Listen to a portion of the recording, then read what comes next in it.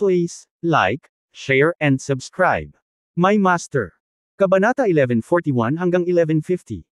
Ang dagat ng kamalayan ni Lu Haitang. Ngumiti si Yang Yiyo at tumingin kay Lu Haitang at sinabing, Miss, hindi imposibleng tulungan ka. Masaya rin akong tumulong sa isang binibini na tulad mo na pinagsasama ang lakas at kagandahan, pero, may kondisyon din ako. Hindi sinabi ni Yang Yiyo ang natitirang mga salita, ngunit naunawaan ng lahat ang ibig sabihin ni Yang. Natuwa si Lu Haitang nang marinig niya ang papuri ni Yang Yiyo noong una. Kahit na siya ay isang matandang halimaw na nagsanay sa loob ng maraming taon, siya ay isang babae kung tutuusin. Ang mga babae ay gustong pinupuri, tama ba? Ngunit pagkatapos marinig ang mga salita ni Yang Yiyo, nagbago ang isip niya.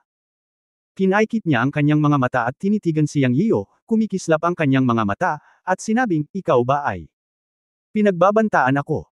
Sumikip ang puso ni Yang Yiyo nang siya ay tinitigan ni Lu Haitang, at mabilis siyang huminto at sinabing, hindi ito banta, ito ay humihingi ako ng pabor sa iyo. Sa katunayan, sinasamantala niyang ang pagkakataong magbanta, ngunit hindi niya ito inamin. Pagkatapos ng lahat, ang pagharap sa isang binibini sa panahon ng Mahayana na mas mabilis na nagbago ang kanyang mukha kaysa sa pagbukas ng isang libro, siya ay takot na takot pa rin. Ngunit alam ni Yang Yiyan na kung gusto ni Lu Haitang na mag-detoxify, siya lang ang tanging pagpipilian sa kasalukuyan, dahil imposibleng pinuhin ang 9 Transformation Divine Peel, kung wala ang 9 Zone Realm, o wala ang siyam na bahagi ng Yuan Shen para makontrol ang pagpino ng peel. At alam din niya na maaaring may mga taong maaaring magtanim sa 9 Zone Realm, ngunit tiyak na kakaunti sila. Bihira na makakita ng alchemist na maaaring mag-cultivate sa 9 Zone Realm at magpino ng mga table tasks, at makapagpino ng mga high-level na table tasks sa mundo ng cultivation. Kaya alam niyang na kahit na iniisip ni Lu Haitang na sinasamantala niya ang pagkakataong pagbabantaan siya, kailangan niyang kurutin ang kanyang ilong at aminin kung gusto niyang mag-detoxify. Sa sandaling ito, sinabi niyang nang may takot at kaba, ngunit sa totoo lang ay medyo ipinagmamalaki niya ang kanyang puso. Bago niya nalaman na ang Yuan Shen ni Lu Haitang ay Nalasan, alam niya na kailangan niyang magpanggap bilang isang apo, ngunit pagkatapos malaman na ang Yuan Shen ni Lu Haitang ay Nalasan, kung sino ang magpapanggap na apo ay hindi tiyak.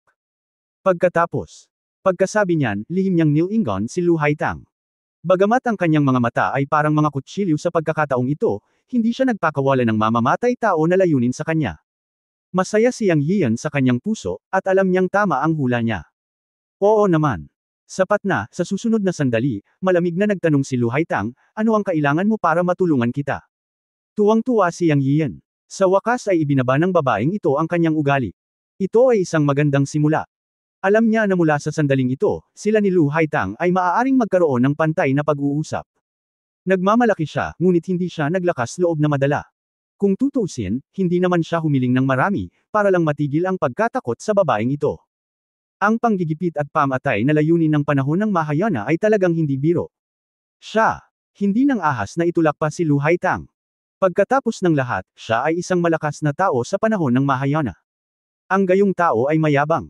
Kung asar siya, sasampalin siya hanggang mamatay. Iyon ay magiging hindi patas. Nasabi ko na noon na kapwa ako disipulo ni Xingqianzi, ang nagtatag ng Xingqian sect. Ngayong muling umusbong ang Xingqian sect at gustong maging isang first-class na sekta sa milyon-milyong milya ng Storyland, kailangan ito ng karapatang magsalita sa lupain ito. Walang problema sa ibang sekta. Dumating ako sa Xingqian City sa oras na ito para sa pamilya Li. Ang mga ninuno ng pamilya Li ay mga disipulo na umalis sa Xingqian sect.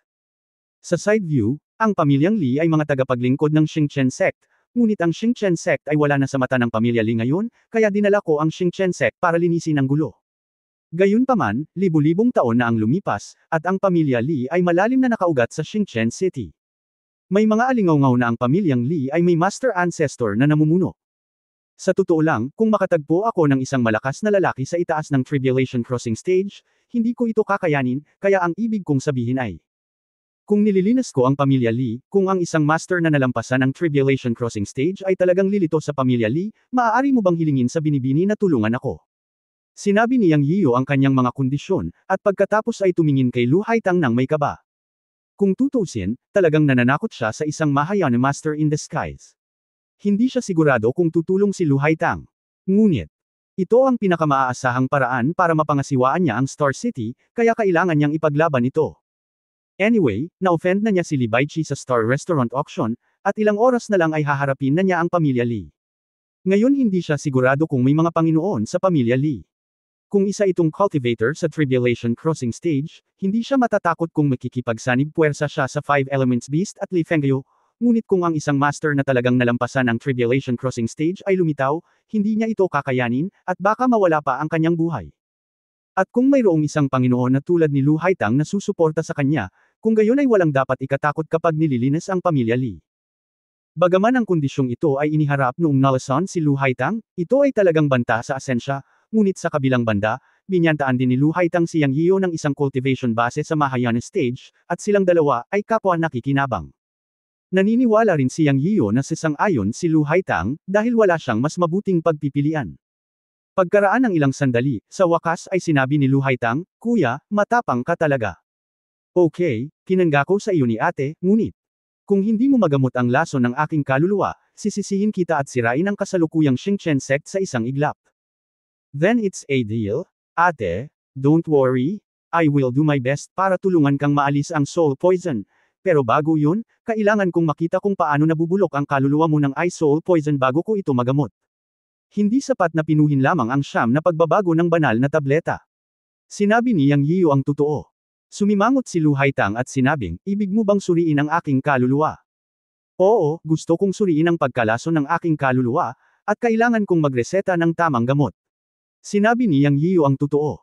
Tinitigan ni Lu Haitang ang mga mata ni Yang Yio, sinusubukang tingnan kung siya ay totoo o mali. Upang suriin ang kaluluwa, kailangan mong pumasok sa dagat ng kamalayan. Bagamat siya ay isang magsasaka sa panahon ng Mahayana, ang dagat ng kamalayan pa rin ang pundasyon.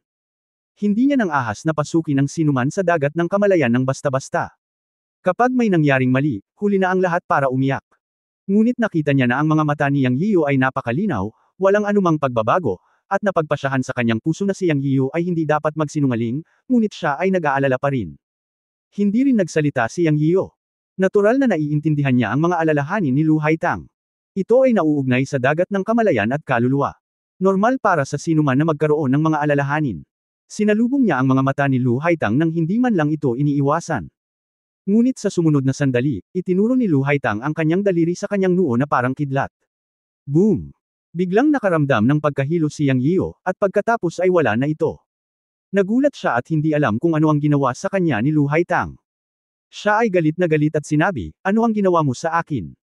"Hehe, kapatid, huwag kang mag-alala. Nag-iwan lang ng marka si ate sa kaluluwa mo. Wala namang masama. Hindi naman si ate ay walang tiwala sa'yo, pero ate, I have practices for countless years and experience too many things. Kailangan kong mag-ingat. Pagkatapos ng lahat, alam mo rin na ang dagat ng kamalayan ay ang pundasyon ng kaluluwa. Kapag nagkaroon ng problema, ito ay magiging ganap na pagkawala. Ngayon ay maaari kang pumasok sa dagat ng kamalayan ni ate upang makita ang sitwasyon ng pagkalason sa kaluluwa, ngunit may isang bagay na dapat ipaalala sa iyo ni ate. Kung mayroon kang baluktot na pag-iisip, nangangako si ate na liparin ang iyong kaluluwa at mamatay sa harap ni ate. Huwag kang mag-alala, basta ate, okay lang ako, hindi ka na mahihirapan, hehe." Sa pagtatapos ng mga salita, si Lu Haitang ay tumawa ng walang prinsipyo. Malungkot ang mukha ni Yang Yio, ngunit wala siyang magagawa. Masyadong maingat ang babaeng ito, at hindi siya nagkamali. Talagang ligtas itong gawin. Sana ay hindi gumalaw ang nakababatang kapatid na babae, kung hindi ay mamatay ako, at baka walang sinuman sa mundong ito ang makapagliligtas sa iyo. Sinabi ni Yang Yio sa malalim na boses, at labis siyang nalungkot na kontrolin at pagbabantaan. "Huwag kang mag-alala, kapatid, mahal na mahal ka ni ate, paano kanya hinayaang masaktan? Simulan na natin, tulungan mo si ate na tanggalin ang lason ng kaluluwa. Madali lang pag-usapan, tapos si ate ang magbayad para sa'yo, haha." Tuwang-tuwa si Lu Haitang nang makita ang malungkot na mukha ni Yang Yio. Ngunit bamulong si Yang Yio sa kanyang puso, "Hindi ko gusto ang isang babaeng tulad mo na mas mabilis na nagbabago ang kanyang mukha kaysa sa liwanag." Siyempre, naglakas loob lang siyang mag-ungol sa kanyang puso, at hindi man lang naglakas loob na sabihin iyon. Sa puntong ito, si Lu Haitang na lang muna ang maaari niyang gamutin. Pagkaupo ng naka-crossleg, huminga siya ng malalim, at iniwan ng kanyang kaluluwa ang kanyang katawan na may iniisip sa kanyang isipan, at pagkatapos ay lumipad sa gitna ng mga kilay ni Lu Haitang. Sa susunod na sandali, lumitaw ang isang parang gatas na puting mundo. Alam ni Yang Yio na ito ang dagat ng kamalayan ni Lu Haitang. Ito ang kanyang unang pagkakataon na pumasok sa dagat ng kamalayan ng isang Mahayana cultivator. Siyempre, kung hindi binuksan ni Lu Haitang ang pinto sa dagat ng kamalayan, hindi siya makapasok. Ang dagat ng kamalayan ni Lu Haitang ay mukhang malabo at natatakpan ng gatas na puting ambon. Ngunit nang pumasok si Yang Yian, nanlamig siya. Pagkatapos ay napagtanto niya na ang ambon ay lahat ay pinalapot mula sa malamig na hangin. Ito ay masyadong abnormal. Nahulaan niya na ito ay sanhi ng lason ng Eye Soul Silkworm. Sa oras na ito, umalangaw-ngaw ang boses ni Lu Haitang, "Kuya, sumulong ka." Nasa harap si ate. Lumakad pasulong si Yang Yian pagkatapos marinig iyon. Makalipas ang ilang hakbang, nakita niya ang isang malabong silver halo na kumikislap sa kanyang paningin. Lalong lumala ang malamig na hangin. Nang tumingala siya, nakita niya ang isang ice sculpture ng isang kagandahan, parang kristal. Kabanata 1142 Gusto kita patayin at hindi mo ako mapipigilan. Naisip ni Yang Yian na maaaring napakaseryoso ng kaluluwa ni Lu Haitang, ngunit hindi niya inaasahan na ito ay malalim sa bone marrow. Ang ice sculpture sa kanyang harapan ay ang soul form ni Lu Haitang, ngunit sinabi ni Lu Haitang na ang ice sculpture form ay binago ng kanyang soul power para protektahan ito, kung hindi, ang buong dagat ng kamalayan ay maaagnas ng Eye Soul Silkworm Poison, na siyang pinakamagandang resulta sa kasalukuyan. Lumapit ka at tingnan mo, nakakalungkot talaga ako. Tumunog ang boses ni Lu Haitang, hinihiling si Yang Yian na lumapit. Lumapit si Yang Yian upang magmasid ng mabuti, at sigurado, nakita niya ang mga daloy ng umaagos na hangin sa ice sculpture, makulay. Nakita niya ang pagpapakilala ng Eye Soul Silkworm Poison sa medical inheritance. Ang lason ay maghahalo sa kaluluwa, at ang paggalaw ay makakaapekto sa kaluluwa, at dahan-daang magwawasak sa kaluluwa, at ang anyo ng lason ay makulay. Siyam na nakaalasong agos ng hangin ang dam-aloy sa kaluluwa ni Lu Haitang. Ang kanyang tunay na anyo ng kaluluwa ay talagang kasing laki ng kamao na katawan ng enerhiya, at ang hugis tao na ice sculpture sa labas ay ang kapangyarihan ng kaluluwa ni Lu Haitang upang pigilan ang pagkalat ng nakaalasong gas at ang dagat ng kamalayan. Gayunpaman, ang dagat ng kamalayan ni Lu Haitang ay parang taglamig kay Yang Yian, na napaka-abnormal. Nang makitang ang lason ng Eye Soul ay tumagos sa kaluluwa ni Lu Haitang, halos bumabalot ito sa kanyang buong kaluluwa, umabot sa 70%. Kung ang lason ng kaluluwa ng yelo ay ganap na bumabalot sa kanyang kaluluwa, ito na ang oras para lumipad ang kanyang kaluluwa. Ang sitwasyon ay talagang lubhang mapanganib, at ito ay talagang mahirap gamutin, ngunit hindi ito imposible. Paano ito? Tanong ni Lu Haitang mula sa ice sculpture. Malapit na akong matapos, labas tayo at mag-usap. Pagkatapos magsalita ni Yang Yian, umalis siya mula sa dagat ng kamalayan ni Lu Haitang na may pag-iisip, at bumalik ang kanyang kaluluwa sa lugar nito. Pagkatapos ay binuksan din ni Lu Haitang ang kanyang mga mata at tumingin kay Yang Yian na kinakabahan at nagtanong, paano ito? Sigurado ka bang kaya mo itong gamutin? Inisip ito ni Yang Yian at sinabi ang totoo, walang problema sa pagpino ng 9 Transformation Divine Kill, at maaari itong gamutin, ngunit ang lason ng Eye Soul sa iyong kaluluwa ay sumalakay na sa 70% ng iyong kaluluwa. Kung ito ay diffused, ito ay mahirap para sa mga Diyos upang iligtas ito. Hindi ako nang ahas na magsinungaling sa iyo. Ang pil kasama ang medikal na paggamot na alam ko ay 50 hanggang 50. Pagkatapos ng lahat, ang lason ng kaluluwa ng yelo ay sumalakay sa 70% ng iyong kaluluwa. Kung ito ay mas mababa sa 50%, lubos akong sigurado. Hindi ako lubos na sigurado sa kasalukuyang 70%, ngunit makatitiyak ka na gagawin ko ang aking makakaya upang matulungan kang mag-detox. Pagkatapos pakinggan si Yang Yian, mas naging kalmado si Lu Haitang. Pagkatapos ng lahat, siya ay isang Mahayana cultivator at nag-practice ng libu-libong taon. Hindi man siya medical cultivator, mayroon din siyang karanasan. At alam na alam niya ang sarili niyang sitwasyon. Tumpak na sinabi ito ni Yang Yian. Kung sinabi ni Yang Yian na maaari niyang gamutin ito sa sandaling ibukan niya ang kanyang bibig, hindi siya maniniwala. Ngunit ngayon ay naniniwala na siya sa sinabi ni Yang Yian, at ang 50% kumpiyansa ay isa ng napakataas na pagkakataon. Tumingin kay Yang Yiyo, sinabi niya, okay, mula ngayon, ate, naniniwala ako sa bawat salitang sinasabi mo. Upang sabihin sa iyo ang totoo, naramdaman ko na ito sa aking sarili. Sa 10 taon, ang lason ay ganap na sasalakayin ng kaluluwa, at pagkatapos ito ay magiging isang patay na dulo. Sa totoo lang, inihanda ko na ang sarili ko sa sakit na walang lunas. Ngunit ang landas ng paghahanap ng tao para sa mga magsasaka na tulad ko ay ang pagkilos laban sa kalooban ng langit at pagsuwi sa kapalaran.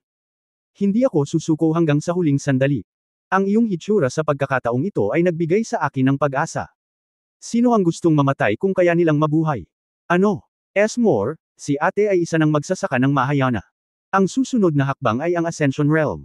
Hintayin mo lang na maging immortal ang Ascension Realm. Ito ang layunin na hinahabol ng bawat magsasaka. Ang kapatid na babae, na ipinanganak sa kahirapan, ay maaaring lumakad sa kaharian ng Mahayana. Hindi madaling ibuod ito sa isang pangungusap. Kaya kahit may kaunting pag-asa, hindi ako susuko. Huwag mag-alala tungkol sa paggamot. Ako ay lubos na makikipagtulungan sa iyo. As long as you try your best. Mabaigo ka man sa huli, hindi ka masisisi ni ate. Nahanap ko na ang lahat ng elixir para sa 9 Transformation Divine Kill. Sabihin mo lang kung ano pa ang kailangan mo. Kailan ito magsisimula? Sa pagtatapos ng mga salita, si Lu Haitang ay nababalisa. Narinig siya ni Yang Yiyo na nagsalita ng taos puso, ngunit hindi niya alam kung dapat niya itong paniwalaan o hindi. Sinubukan ba niyang mapalapit sa kanya? Ngunit kahit na ano, dahil nangako siya kay Lu Haitang, tiyak na gagawin niya ang lahat ng kanyang makakaya.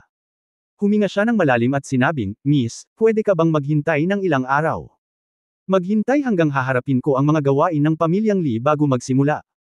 Pagkatapos ng lahat, aabutin ng higit sa 1 o 2 araw upang matagumpay na ma-detoxify ka. Aabutin ng ilang oras. Pagkatapos malutas ang mga usapin ng pamilya Lee, maaari din kitang i-detox ng hindi naaabala. Sinulyapan ni Lu Haitang si Yang Yiyo, ngunit ang sinabi ni Yang Yiyo ay makatwiran at walang mali doon. Bagamat sabik na siyang mag-detoxify, lumipas na rin siya ng 1,000 taon, kaya't hindi niya inakala na maghintay ng ilang araw. Tumanggaw siya at sumang-ayon, sige, bibigyan kita ng ilang araw. Dumaan ka na sa 1,000 taon ng pagpapahirap, kaya hindi mo na iniisip na maghintay pa ng ilang araw. Huminto sandali si Lu Haitang, at isang flash ng liwanag ang lumitaw sa kanyang kamay. Sabi niya, ito ang life card ko. Nagbibigay ito sa iyo ng 3 pagkakataong mag-teleport. Pagkaraan ng 3 beses, kung nakatagpo ka pa rin ng panganib, bigkasan mo ang aking pangalan sa iyong puso, at ililigtas kita. Bagamat hindi ko gaanong napagtuunan ng pansin ang pamilya Lee sa Xingchen City, narinig ko na medyo makapangyarihan sila. Mayroong isang courtyard ng pagsamba, na lahat ay mga independenteng magsasaka na inupahan ng pamilya Lee na may mga spirit stone. Narinig ko na ang pinakamababang antas ng paglilinang ay si Li Tianxing, ang kasalukuyang pinuno ng pamilyang Lee, ay isang cultivator sa Fusion Realm. Siya ay isang dakilang tao. Minsan ko na siyang nakilala. Siya ay nasa huling yugto ng Tribulation Realm. Dapat kang maging maingat pagdating ng panahon. Kung may cultivator sa pamilya Lee na nalampasan ang Tribulation Realm, hindi ko alam. Ngunit huwag mag-alala, kung mayroong isang magsasaka na nalampasan ang Tribulation Realm, maaari mong tawagan ang aking pangalan at ako ay magpapakita upang tulungan ka. Maaari mong kunin ang itim na bato. Kalimutan ang tungkol sa 80,000 mataas na kalidad na mga espiritong bato. Isaalang-alang ito bilang aking mga medikal na gastos. Ngayon pumunta at gawin ang iyong negosyo. Ako. Habang kausap ni Lu Haitang si Yang Yiyo, bigla itong sumigaw at pumulupot sa malambot na sopa. Halos walang babala, biglang sumigaw si Lu Haitang at nanliit na naging hipon.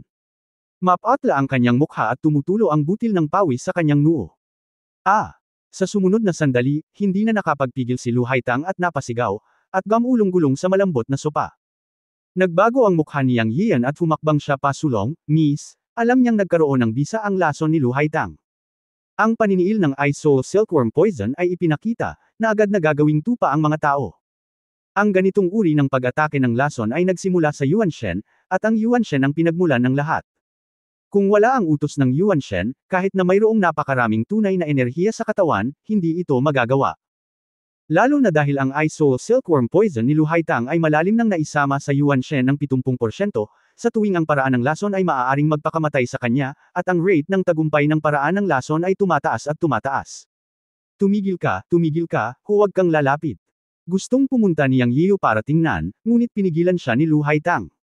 Natural na hindi pa rin nagtitiwala si Lu Haitang kay Yang Yiyo sa kanyang puso. Sa sandaling ito, ang kanyang lason sa kaluluwa ay sumabog ng walang anumang mga palatandaan, na hindi inaasahan, ngunit wala siyang magagawa. Ang paniniil ng lason ng kaluluwa ng yelo ay imposibleng sugpuin ito. Walang palatandaan kung kailan lalabas ang lason. Ang pinakamahalagang bagay ay na noong sumiklab ang lason, hindi niya maibigay ang lahat ng kanyang lakas, at siya ay mas mahina kaysa sa mga ordinaryong tao.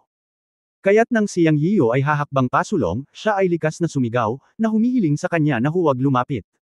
Sa sandaling ito, siya ay isang mandaragit. Kung gusto siyang patayin ni Yang Yiyo sa oras na ito, papatayin niya ito sa isang putok. Paanong hindi matatakot at kabahan si Lu Haitang? Si Yang Yiyo ay pinigilan ni Lu Haitang, at siya ay natigilan din at tumayo ng 2 metro ang layo mula sa kanya. Sa sandaling ito, si Lu Haitang ay basang-basa sa malamig na pawis, sumisigaw at gumulong-gulong sa malambot na sopa. Naawa si Yang Yiu sa kanya. Ang lason ng eye silkworm ay nakalista bilang ika-9 sa 10 kakaibang lason sa mundo ng paglilinang sa medikal na pamana na iniwan ng matanda. May isip kung gaano kasakit ang dinanas ni Lu Haitang sa oras na ito. Naunawaan ni Yang Yiu na ang kanyang kaluluwa ay pinupunit ng lason. Ang sakit ng lason na ito ay nagsimula sa kaluluwa at mahirap tiisin. Alam niyang hindi pa rin siya pinagkakatiwalaan ni Lu Haitang, at ang mga salita ngayon ay maaaring para lamang aliwin siya. Gusto niyang umalis, ngunit nang makita ang maselang katawan ni Lu Haitang na nanliit at naging hipon sa sakit, sinabi ni Yang Yian, kung gusto kitang patayin, hindi mo ako mapipigilan. Teka, pansamantala kong maiibsan ang sakit mo. Bilang siya nagsalita, lumapit si Yang Yian at umupo sa malambot na sopa. Tinulungan niyang bumangon si Lu Haitang nang walang sinasabi. Huminga siya ng malalim upang ituon ang kanyang espiritual na kapangyarihan. Kasabay ng pagwagayway ng kanyang kamay, lumitaw ang mga pilak na karayom. Ginamit niya ang kapangyarihan ng kanyang espiritual na kapangyarihan upang itaboy ang mga pilak na karayom, at ginamit ang mga ito sa buong katawan ni Lu Haitang sa napakabilis na bilis. Pagkatapos ng 3 paghinga, tumigil si Yang Yian. Ang katawan ni Lu Haitang ay puno ng mga pilak na karayom, ngunit ang kanyang katawan sa wakas ay tumigil sa panginginig at pagsigaw, at siya ay bumagsak sa mga bisig ni Yang Yian. Kabanata 1143 Walang tao sa mundo na mabuti.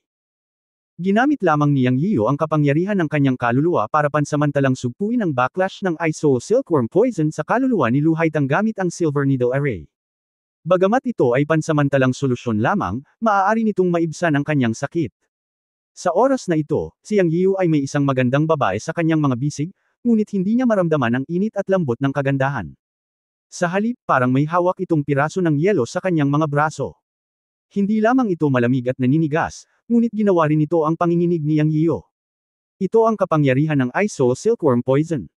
Kapag nagkabisa ang lason, hindi ka nito papatayin, ngunit maaari nitong gawing mas malala ang buhay kaysa kamatayan, na naglalabas ng lamig mula sa kaluluwa patungo sa katawan. Binuksan ni Lu Haitang ang kanyang mga mata at tumingin kay Yang Yiu, na may masalimuot na tingin sa kanyang mga mata. Ang batang ito ang unang taong humipo sa kanya ng ganoon kalapit. Kung hindi dahil sa pagtulong niya sa kanya na sugpuin ang lason ng Eye Soul Silkworm, dapat ay pinatay na niya ito ng palad sa sandaling ito. Yun lang. Bitawan mo ako. Mahinang sabi ni Lu Haitang. Ang kanyang sakit ay nawala, ngunit ang mga sumunod na pangyayari ng lason ay nagpapahina sa kanyang buong katawan sa sandaling ito, malamig at nakakatusok, at siya ay nanginginig habang nagsasalita. Hindi pa siya nakahawak sa mga bisig ng ganoong lalaki. Ang kanyang kahihiyan ay ganap na nahayag sa harap ni Yang Yiu. Sa sandaling ito, umaasa lamang si Lu Haitang na mabilis na umalis si Yang Yiu sa kanyang silid. Ang mukha ng isang mahusay na magsasaka ng Mahayana ay ganap na nawala. Naisip niya na pagkatapos niyang magsalita, pakakawalan siya ni Yang Yiu. Pero, ang sumunod na eksena ay halos mapasuka si Lu Haitang ng dugo at sumabog. Sakit. Pinunit talaga ni Yang Yiu ang damit sa likod niya. Anong ginagawa mo, bastard? Biglang nakaramdam ng lamig sa puso si Lu Haitang at nagmura ng mariin. Huwag kang matakot, little sister. Hindi ako interesado sa matigas at malamig mong katawan sa ngayon. Kaya lang may follow-up work pa. Kung hindi ito mahawakan ng mabuti, ito ay magbabalik, at ang acupuncture ay magiging walang kabuluhan. Huwag kang matakot. Ngumisi si Yang Yiu, hindi banggitin kung gaano siya katapangan. Pero hindi siya nagkamali. Siguro nang makita niya si Lu Haitang na pinahirapan ng labis, naawa siya sa kanya at gusto niya itong tulungan muli. Ang lason ng Bingpo ay nabibilang sa sipon. Ang pag-atake ng lason ni Yuan Shen ay pangunahing pinipigilan, ngunit ang lamig na natitira sa katawan ay hindi maaaring maliitin. Kung hindi ito ginagamot, ito ay tatagal ng mahabang panahon, hindi bababa sa 10 araw at kalahating buwan. Sa panahong ito, hindi magagamit ni Lu Haitang ang kanyang magic power. Ang puwersahang paggamit ng magic power ay magdudulot pa rin ng pag-atake ng lason ni Yuan Shen, at ang lamig ng kanyang katawan ay magiging 1,000 taong gulang na yelo. Kahit na ang pagpapahirap ay hindi kasing husay ng Yuan Shen, hindi ito mabuti. Ang dahilan kung bakit matapang si Yang Yian at gustong itaboy ang lamig ng katawan ni Lu Haitang ay dahil pupunta siya sa pamilya Li.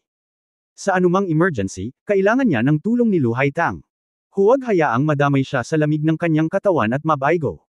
Sa halip, daranasin niya ang pagkawala, kaya kailangan niyang gawin ito. Kung tungkol sa pagbubutas sa damit ni Lu Haitang, ito nga ay para itaboy ang lamig, at walang ibang iniisip. Upang mapigilan si Lu Haitang na magkaroon ng sama ng loob, sinabi sa kanya ni Yang Yian ang lahat ng ito ng detalyado. Nagsalita siya habang siya ay nagtatrabaho, at ipinatong ang kanyang mga palad sa likod ni Lu Haitang.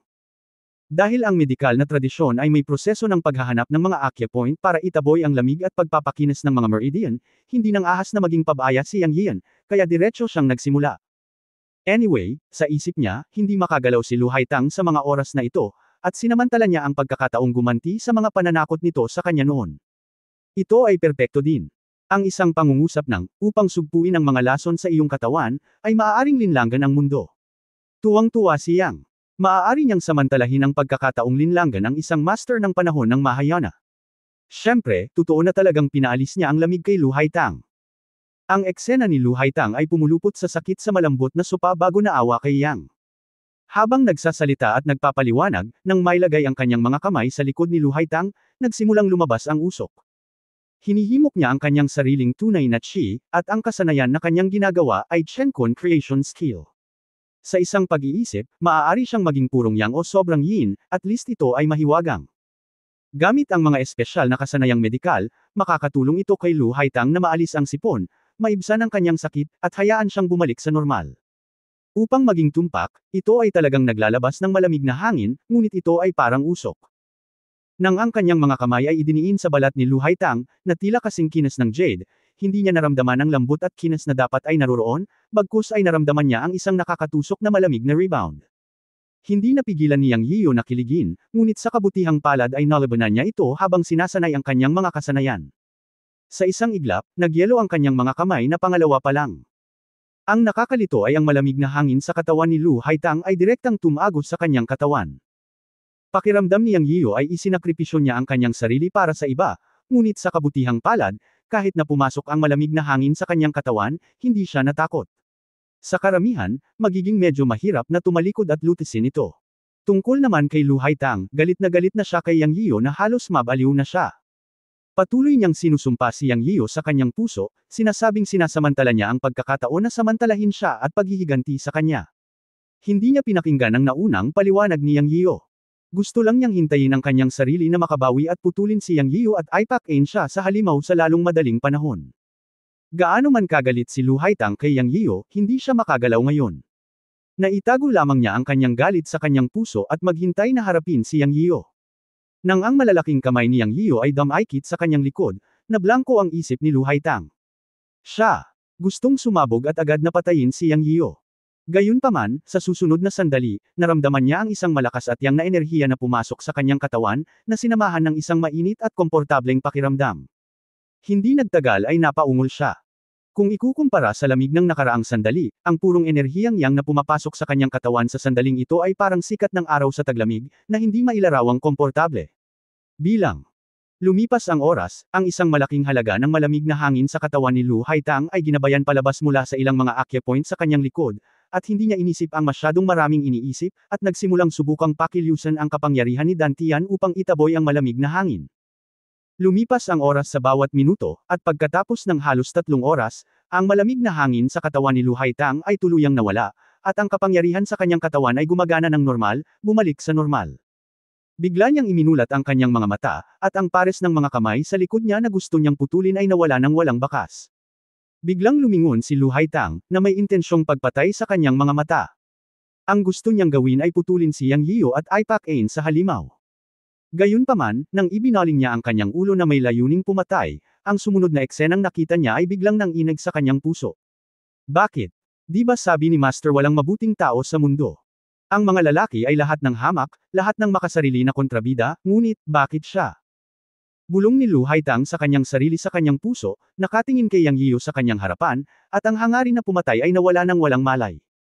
Sinabi sa kanya ng kanyang amo mula pa noong bata pa siya na hindi siya dapat magtiwala sa sinumang lalaki, lalo na sa mga lalaking gustong samantalahin siya, at direktang patayin ang mga ito kapag nakilala niya sila. Walang mabuting tao sa mundo. Si Master ang nagpalaki at nagturo sa kanya sa paglinang. Siya ang taong iginagalang at pinagkakatiwalaan niya sa kanyang isip. Sa loob ng libu-libong taon, naalala ni Lu Haitang ang sinabi ni Master walang mabuting tao sa mundo. Sa kanyang libu-libong taon ng cultivation career, ang mga lalaking nakilala niya ay talagang gaya ng sinabi ni Master. Nilapitan nila siya para sa kasakiman at kagandahan, ngunit pinatay niya silang lahat, at matatag siyang naniniwala na ang mga salita ng guro ay hindi mali. Sa sandaling pinunit ni Yang Yian ang kanyang damit ngayon, alam niya na si Yang Yian ay hindi mabuti tulad ng mga lalaking iyon, at sinamantala ang kanyang lason. Sa loob ng libu-libong taon, si Lu Haitang ay hindi kailanman naniniwala sa sex, hindi naniniwala sa pag-ibig. Alam niya na sinabi ng kanyang amo na ang mga taong naghahanap ng katotohanan ay kailangang putulin ang mga emosyon at pagnanasa, at si Lu Haitang ay palaging naniniwala sa gayon sa loob ng maraming taon. Hindi mali ang sinabi ng kanyang amo, kung hindi ay wala siya rito ngayon. Ngunit, sa sandaling ito, nang lumingon siya sa layuning pumatay at nakita si Yang Yian na nakapikit, nanginginig ang buong katawan, halatang nagmumuni-muni at nagsasanay, nagkaroon siya ng tandang pananong sa kanyang puso sa unang pagkakataon tungkol sa sinabi ng kanyang amo. Alam din niya na ang mga naunang salita ni Yang Yian ay hindi isang kasinungalingan sa kanya, hindi niya sinasamantala ang pagkakataon na hiyain siya, ngunit para itaboy ang malamig na lason para sa kanya. Sa mga mata ni Lu Haitang, si Yang Yian sa kanyang mga mata sa oras na ito, isang layer ng ice mist ang nabuo sa kanyang orihinal na pilak puting buhok, ang kanyang itim na kilay ay nagyelo din, ang kanyang mukha ay kasing putla ng papel, at ang lamig na nagmumula sa kanyang buong katawan ay ang lason ng yelo sa kanyang katawan. Hindi malinaw na naakit ni Yang Yian ang lason ng yelo sa kanyang katawan sa kanyang sariling katawan. May nasabi bang mali, Master? Oh, iba ba siya sa ibang lalaki? Tanong ni Lu Haitang sa kanyang puso habang pinapanood si Yang Yiu na kinokontrol ang kanyang paghinga. Talagang tinupad niya ang kanyang mga salita kay Yang Yiu mula sa simula hanggang sa wakas, ibig sabihin, hindi siya nagtitiwala sa sinumang lalaki sa mundo, at palaging naniniwala sa sinabi ng kanyang guro. Ngunit sa sandaling ito, tumingin siya kay Yang Yiu at biglang nagulo ang kanyang puso. Kabanata 1144 na tawagan natin itong Taobao WeChat Logistics Express. Nataranta si Lu Haitang. Alam niya na tama man o hindi ang sinabi ng kanyang amo, wala siyang magagawa kay Yang Yiu. Una, kailangan niyang umasa kay Yang Yiu para mag-detoxify. Malaki ang tiwala niya na kaya niyang sugpuin ang lason. Pangalawa, bagamat niligawan lang siya ni Yang Yiu, ang kanyang panimulang punto ay ang paalisan ng lamig sa kanyang katawan. Anong dahilan para hawakan siya? Sa pagtingin kay Yang Yiu na nakapikit, biglang naramdaman ni Lu Haitang ang hindi maipaliwanag na pagpintig sa kanyang puso, isang kakaiba at kamanghamanghang pagpintig, isang pintig sa kanyang puso. Nang maabala si Lu Haitang, biglang iminulat ni Yang Yiu ang kanyang mga mata. Nakaharap si Lu Haitang kay Yang Yiu sa malambot na sopa sa sandaling ito, napakalapit sa kanya, at nabigla siya sa biglang pagbukas ng kanyang mga mata ni Yang Yiu. Pagkatapos ay hindi niya namamalayan na umatras, at ang kanyang puso ay tumibok ng hindi sinasadya. Napabuga si Yang Yiu ng malamig na hangin, at ang lamig sa kanyang buhok at kilay ay agad na natunaw. Naayos na rin sa wakas. Okay ka lang ba, little sister? Tumayo si Yang Yiu at nakita ang mga damit sa Lu Haitang na pinunit niya. Medyo natakot siya at tinanong siya. Hindi. Ayos lang. Pwede ka nang pumunta. Medyo hindi komportable si Lu Haitang. Oo, sige, pupunta ako sa iyo pagkatapos kong harapin ang mga gawain ng pamilya Li. Palihim na sinulyapan ni Yang Yiu ang kaputian sa likod ni Lu Haitang, at nakaramdam ng kaunting panghihina sa kanyang puso. Kahit na ito ay upang itaboy ang lamig para sa kanya, ito ay medyo marahas pagkatapos ng lahat. Alam ng Diyos kung tatalikuran siya ni Lu Haitang sa susunod na segundo. Nakita niya ang pagbabago ng mukha nito. Ikinumpas niya ang kanyang kamay, dinampot ang itim na bato sa mesa, tumalikod at umalis, ngunit nang makarating siya sa pintuan, umalangaw-ngaw ang boses ni Lu Haitang sa kanyang likuran. Wait! Sumikip ang puso ni Yang Yian, at naisip niya sa sarili, tatalikod ba ang babaeng ito sa akin? Lumingon siya at bumulong sa sarili, ngunit sa pagkakataong ito ay nakita niyang may ibinato si Lu Haitang at sinabing, susunod, ito ang token ng Xingchen Restaurant. Kapag natapos mo na ang iyong negosyo, maaari kang pumunta sa sword room na ito na may dalang token para hanapin ako. Andan din yung Seal Jade token na binigay ko sa iyo. Pagkatapos tumulo ng dugo, maaari mong i-activate ang totoong chi upang magkaroon ng 3 instant. Kung kinakailangan, i-activate ang Seal Jade pendant at tawagan ang aking pangalan at ako ay lalabas. Pumunta ka. Pagkatapos magsalita ni Lu Haitang, hawak ni Yang Yian ang isang purple na token sa kanyang kamay na may 4 na salitang Xingchen Restaurant. Nang marinig niya itong magsalita, sa wakas ay nakahinga siya ng maluwag sa kanyang puso at nagmamadaling lumabas ng restaurant. Kailan? Paglabas niya, napagtanto niyang buong araw siyang nasa pribadong silid ni Lu Haitang, at gabi na. Pagkalabas ni Yang Yian mula sa kahon ni Lu Haitang, bigla siyang nakaramdam ng maraming espiritual na kamalayan sa kanyang katawan, at agad na naunawaan na ang mga taong ito ay pawang mga taong lumahok sa auction ngayon, at hindi sila umalis. Gusto niyang matawa sa kanyang puso.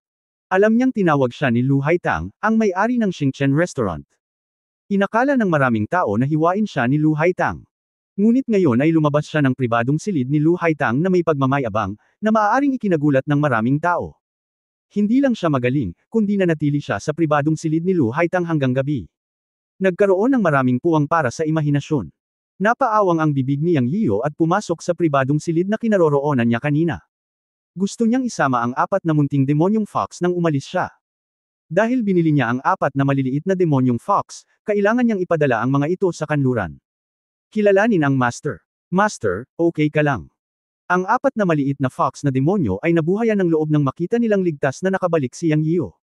Sa kanilang opinyon, sa wakas ay nakilala nila si Yang Yiyo, isang buhay na bodhisattva na nagligtas sa kanila mula sa restoran at sa dagat ng apoy.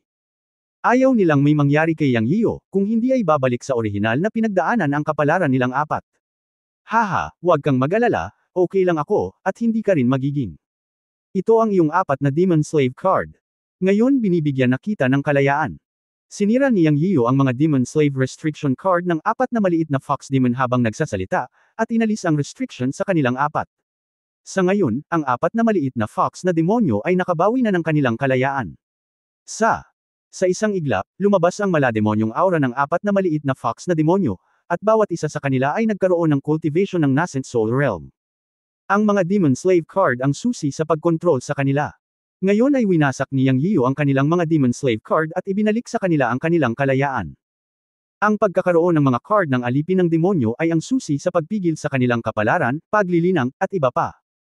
Inalipin ng sangkatauhan ang lahi ng demonyo sa pamamagitan ng paggamit ng mahika upang aipakulong ang mga card ng alipin ng demonyo.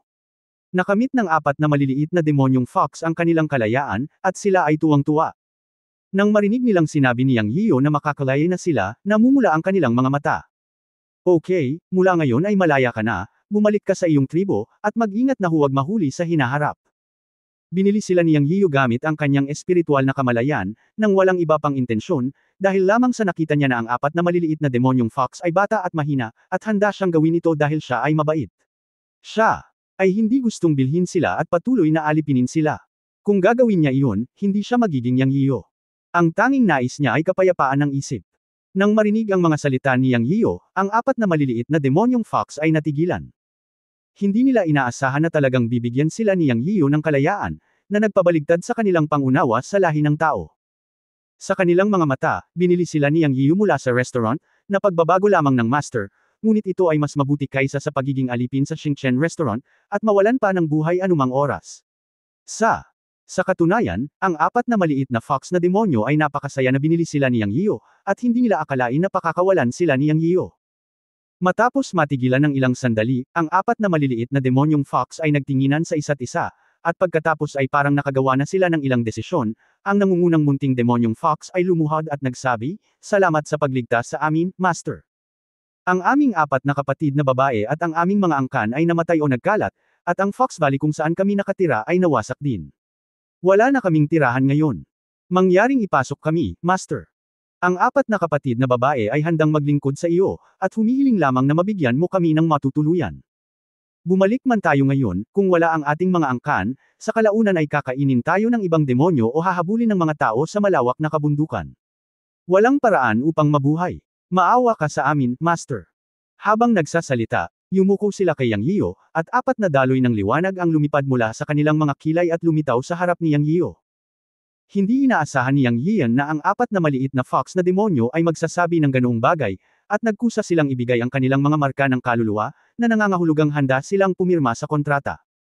Tumingin siya sa 4 na maliliit na demonyong fox, nakinig sa kanilang pinag-uusapan, at nag-isip ng mabuti. Ganito talaga sila noon. Ngayon wala na silang tribong magpoprotekta sa kanila. Ang paglilinang ng Nascent Soul Realm ay itinuturing na isang magandang malaking demonyo sa mundo ng bundok at dagat, ngunit ito ay isang maliit na demonyo sa mundo ng paglilinang. Bumalik man sila sa kabundukan, hindi maiiwasang kainin sila ng ibang demonyo, o madakip muli ng mga tao. Ang mundo ng paglilinang ng demonyo ay mas malupit kaysa sa mundo ng mga tao. Ito ay isang tunay na survival of the fittest. Binili niya ang 4 na maliit na demonyong fox na may layuning iligtas ang mga tao. Kung hahayaan niya sila, baka hindi sila mabuhay ng matagal. Sa pagtingin sa 4 na kaawa-awa na maliit na fox na demonyo, bumantong hininga si Yang Yiyan, at kinuha ang kanilang mga marka ng kaluluwa ng may pag-iisip, na itinuturing na isang kontrata ng master servant. Alam niya na kung hindi niya kukunin ang kanilang 4 na marka ng kaluluwa, hindi sila magiging komportable. Sa ganoong tono, mas mabuting hayaan silang maging komportable. Pagkatapos ng lahat, sila ay 4 na maliliit na demonyo. Bumangon ka, sundan mo ako sa hinaharap, at makakahanap ako ng ligtas at matatag na kapaligiran para sa iyong pagsasanay. Binigyan ni Yang Yian ng katiyakan ang 4 na maliliit na demonyong fox. Matapos mabuhay muli ang Xingchen sect, magre-recruit din ito ng mga bagong disipulo, kaya hindi magiging problema na tanggapin ang 4 na maliliit na demonyong fox. Ang 4 na maliliit na demonyong fox ay tuwang-tuwa at yumuko, "Salamat, guro, sa pagtanggap sa amin. May pangalan ka ba?"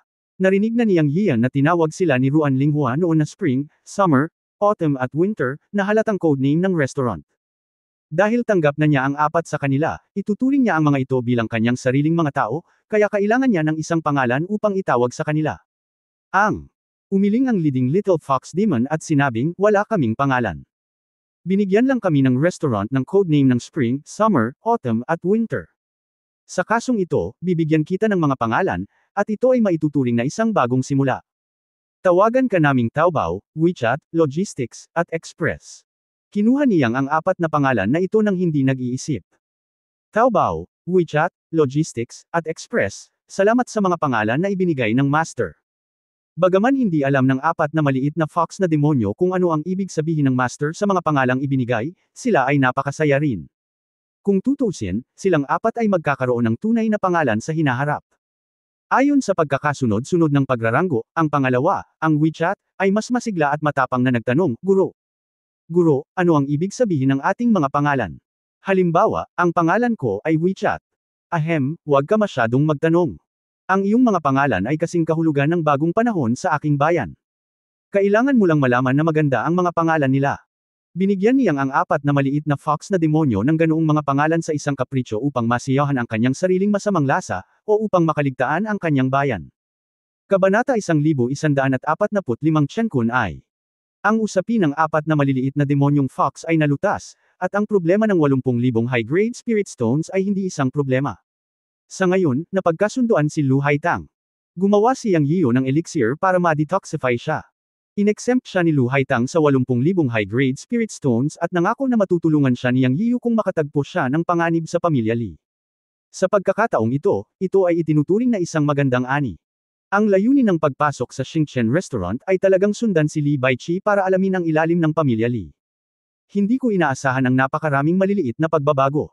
Ngunit para kay Yang Yiu, ang layunin ay nakamit. Mayroon akong pangunawa sa pamilya Li at alam kong hindi susuko ang pamilya Li sa Xingchen Gate. Ang puot ay determinado at gumawa ako ng desisyon sa aking puso. Alam ko rin na may isa pang pamilyang Wangfo sa Xingchen City na kayang makipagkompetensya sa pamilyang Li. Nakipag-ugnayan din ako kay Wangfu Yunfei at sa kanyang kapatid na babae. Ang impresyon ay hindi masama, na nagpapaisip kay Yang Yiu ng isang problema. Ang susunod na hakbang ay subukang makipag-ugnayan kay Wangfu Yunfei. Dahil naisip niya na pagkatapos linisin ang pamilya Li, kailangan niya lagi ng pamilyang papalit sa posisyon ng pamilya Li sa Star City. Pagkatapos ng lahat, ang Stargate ay isang sekta. Sa huling pagsusuri, dalawa lang ang aspeto sa paglaban para sa Star City, at ang mga ito ay walang iba kundi isang usapin ng mga interes. Ang una ay ang pakikitungo sa pamilyang Li upang manampa na ang Stargate ay muling magiging sekta na kumokontrol sa milyon-milyong milya ng Starland. Ang pangalawa ay ang pagkuha ng teleportation array, o para sa mga spirit stone. Ang bawat cultivator na gustong pumunta sa ibang mga lugar sa pamamagitan ng Star City Teleportation Array ay kailangang magbigay sa Star City ng mga spirit stone, at ang mga spirit stone ay cultivation resources. Gusto ng Stargate ang benepisyong ito. Upang pamahalaan ang Star City, kailangan mo ng puwersa tulad ng pamilyang Wangfo. Ang mga bituin ay kulang na sa mga alagad, at nangangailangan din sila ng mga tao. Ang pamilyang Wangfo at ang pamilyang Li ay mortal na magkaaway. Isa itong pagkakataon para makipagtulungan si Yang Yian. Dinala niya ang mga tao sa Stargate para harapin ang pamilya Li. Kung makukuha niya ang suporta ng pamilyang Wangfo, napakaganda nito. Pagkatapos, hayaan ang pamilyang Wangfo na maging Panginoon ng Star City at magbigay-pugay sa mga star gamit ang mga Spirit Stone gaya ng dati. Naisip ni Yang Yian na isa sa alang-alang ng pamilyang Wangfo ang deal na ito. Ngunit ang saligan ay kailangan niyang makipag-ugnayan sa isang tao mula sa pamilyang Wangfo, at ang magkapatid na Wangfo Yunfei ay nagkataong nasa restaurant, at ang dalawang panig ay nagkita ng minsan, kaya ito ay isang pagkakataon. Ang mas maraming kaalyado ay nangangahulugan ng higit na proteksyon, at handa si Yang Yiyan na makipag-ugnayan sa mga tao ng pamilya Wang Fu. Kaya sinabi niya kay Taobao, Taobao, hilingin mo kay Ruan Linghua na tulungan akong makita kung nandoon pa ang mga kapatid na Wang Fu. Kung oo, sabihin sa kanila na gusto kong imbitahan ang mga kapatid na Wang Fu na makipag-chat. Okay, Master, pupunta si Taobao at hahanapin kaagad si Ruan Linghua. Pumunta ka. Si Li Fenggayo at ang iba pa ay hindi pa nagpapadala ng mensahe. Either hindi pa sila dumarating, o naghahanda na silang pumasok sa syudad. Maaari lamang silang hintayin muna ni Yang Yiyan, at pagkatapos ay pumunta sa pamilya Li.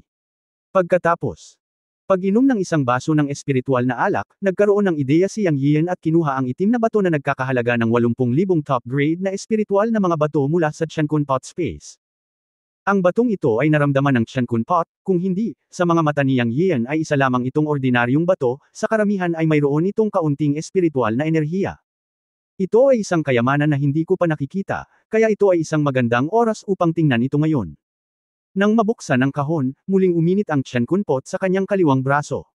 Mapait na ngumiti si Yang Yiyan. Si Qiankun Pot ay palaging may masamang ugali. Anumang magustuhan nito ay lalamunan.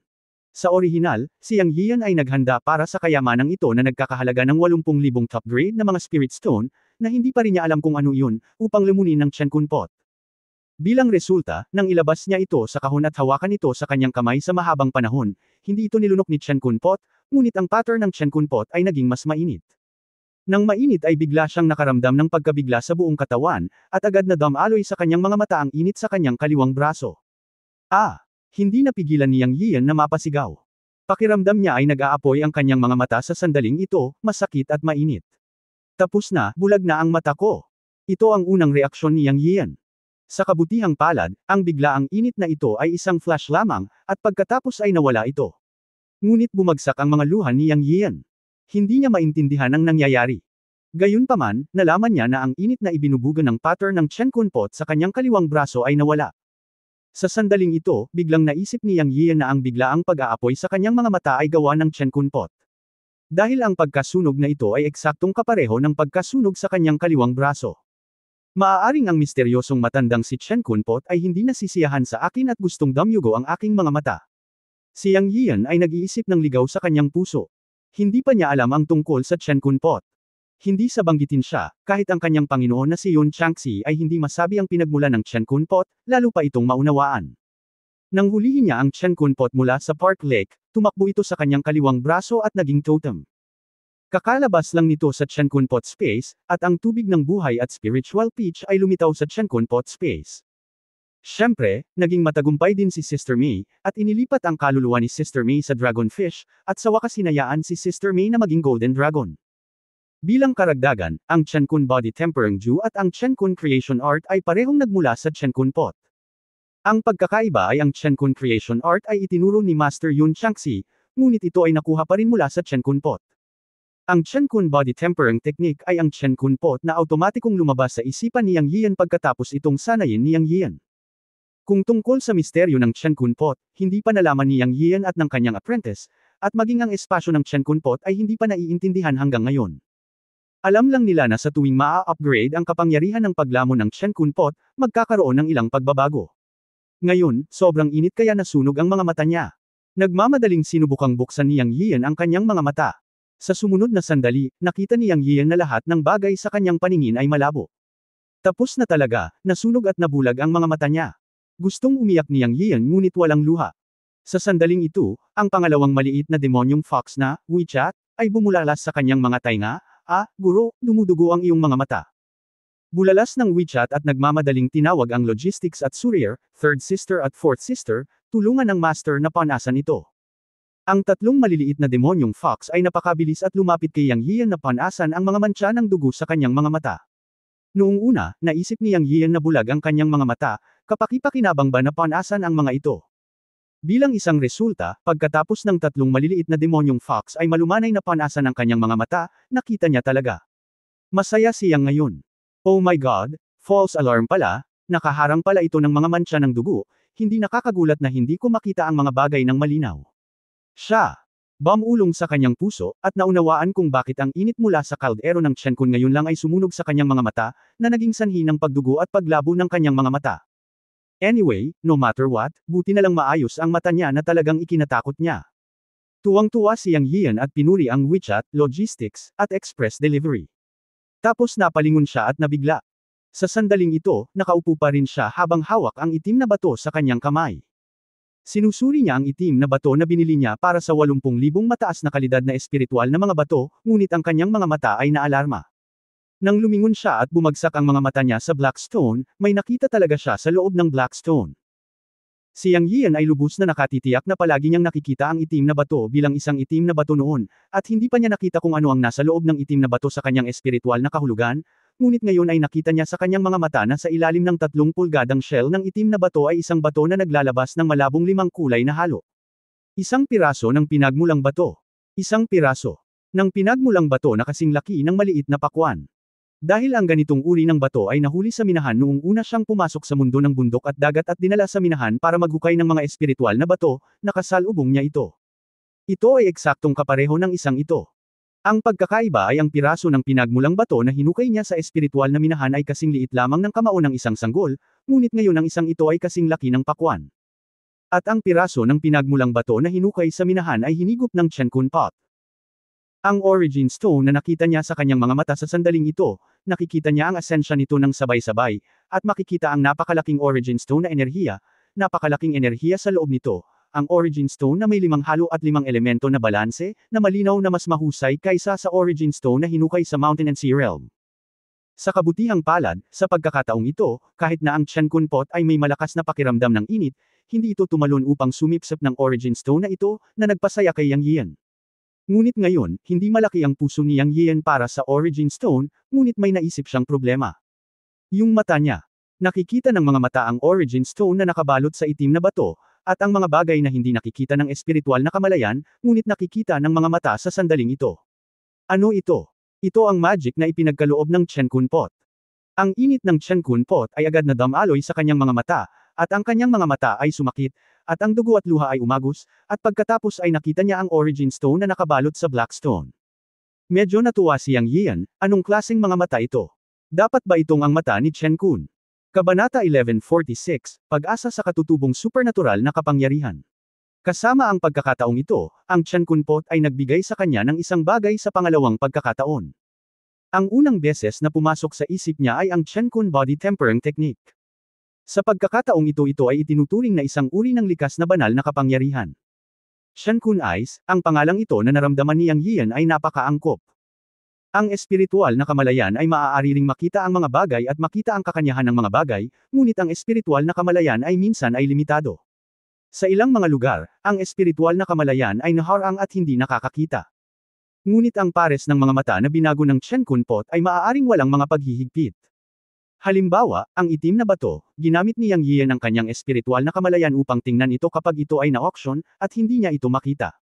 Naramdaman lang niya na may mahinang espiritual na enerhiya sa itim na bato. Dapat sinubukan ito ng maraming tao sa auction house. Walang nakakakita kung ano ang nasa loob ng itim na bato, kabilang si Yang Yian mismo. Naglakas loob siyang magbid ng 80,000 para sa Blackstone, dahil sa induction ng Chenkun pot. At ngayon ay nakikita na niya ang diwa ng itim na bato. Ang loob ay isang malaking piraso ng pinagmulang bato, isang pinagmulang bato na may malaking enerhiya at kadalisayan. Ito ang natatanging mga mata na ibinigay sa kanya ni Chenkun pot, o dapat sabihin na ang mga mata na huwad ni Chenkun pot, isang pares ng mahiwagang mata na may likas na kakayahan. Hindi ko akalain na balang araw ay bibigyan ako ni Chenkun pot ng mga supernatural na kapangyarihan. Ito ay isang hindi inaasahang sorpresa, at si Yang Yiu ay nasa sabik na hindi niya ito maipahayag sa mga salita. Sa kanyang puso, ito ay hindi lamang isang pares ng mga mata ni Chenkun. Dahil maaaring lumitaw ang mga mata ni Chenkun sa pagkakataong ito, ano ang lalabas sa susunod na pagkakataon? Katulad ng Chenkun pot space, sa una ay isang maliit na espasyo lamang ang lumitaw. Nang maglaon, pagkatapos ng ilang pag-upgrade ng Chenkun pot na lumunok ng iba't ibang likas na kayamanan, ang espasyo ay naging mas malaki sa bawat pag-upgrade, at lumitaw din ang tubig ng buhay at espiritual na mga Mylekothan. Naisip ni Yang Yiu na magkakaroon muli ng mga espiritual na bagay sa antas ng tubig ng buhay at mga espiritual na pitch sa espasyo ng Chenkun pot, at inaabangan niya ito, ngunit hindi na ito muling lumitaw. Sa hindi inaasahan, ngayon ay makakakuha siya ng isang pares ng mga mata ng Chenkun na nakakakita sa kabuuan ng mga bagay. Siyempre, para maging tumpak, ito ang kanyang mga mata na binago ni Chen Kunpot. Ang mga mata ay ang kanyang sariling mga mata, ngunit may karagdagang talento. Ang pagbabagong ito ay tila ang pinakamalaking pagbabago na naidulot sa kanya ni Chen Kunpot sa mga mata ni Yang Yiu. Mula sa simula hanggang sa wakas, alam ni Yang Yian ang misteryo ng Chen Kunpot. Ang Chen Kunpot ay espiritual, ngunit ito ay masyadong mayabang at minamaliit ang kanyang nararamdaman. Sa pagpapabuti ng kanyang paglilinang at mga pagbabago sa kanyang mga mata ngayon, naisip ni Yang Yian na mas nakilala siya ng Chen Kunpot. Naniniwala siya na sa lakas ng kanyang paglilinang, balang araw ang mahiwagang belo ng Chen Kunpot ay ganap na mabubunyag sa kanyang harapan. Ngayon, binago ng Chen Kunpot ang kanyang mga mata at lumitaw ang mahiwagang kapangyarihan ng Chen Kunai. Paano naman sa susunod? Anong uri ng likas na mahiwagang kapangyarihan ang lilito? Inaasahan ito ni Yang. Ang pagkakaroon ng pares ng mga mata na ito ay walang alinlangan na malaking tulong sa kanyang paglilinang sa hinaharap. Halimbawa, ang itim na batong ito ngayon, ang espiritual na kamalayan at induction ay hindi malalampasan, ngunit ang mga mata ay ipinakita sa isang sulyap. Nang tumangala siya sa tatlong maliliit na demonyong fox, tatlong puting fox ang lumitaw sa kanyang mga mata. Ang kanilang kakanyahan ay hindi nakikita sa mga mata ni Yang Yian. Ano ang iba pang mahiwagang gamit ng pares ng mata na ito? Kailangang dahan-dahan itong matuklasan ni Yang Yian. Anyway, napakasarap ng pakiramdam niya.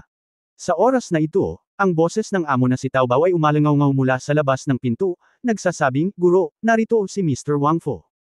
Nabawi ni Yang Yian ang kanyang isip, iwinagayway ang kanyang kamay upang alisin ang itim na bato, o ang pinagmulang bato, at sinabing, "Pakipasok ka agad."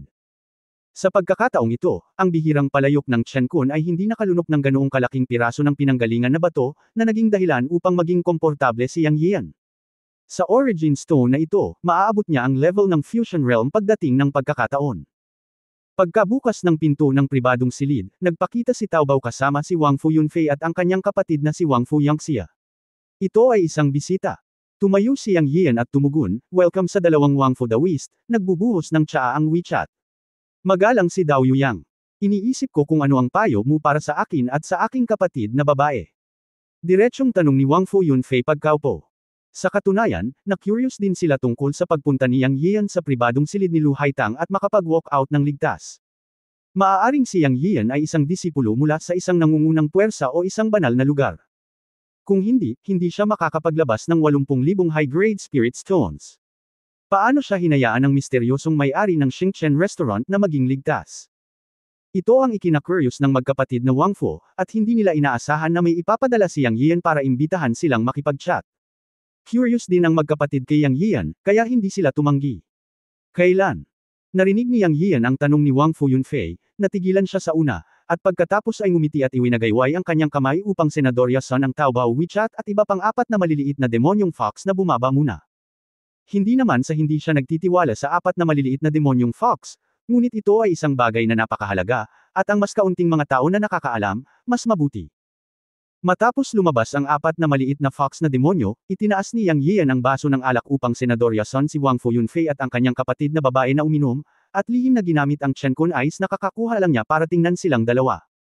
Sa kanyang mga mata, si Wang Fu Yunfei ay nasa Fusion Realm pa rin, ngunit ang kanyang panloob na chi ay napakalaki, at si Wang Fu Yangxia ay nagulat ng kaunti kay Yang Yian.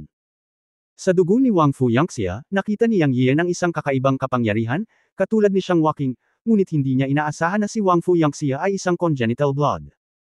Naisip ni Yang Yian na hindi magalang at bawal na gamitin ang kanyang espiritual na kamalayan upang panuorin ang dalawa, ngunit ang Chen Kun Ice na nakuha niya ay hindi naapektuhan, at ang kabilang partido ay hindi dapat mahanap ito.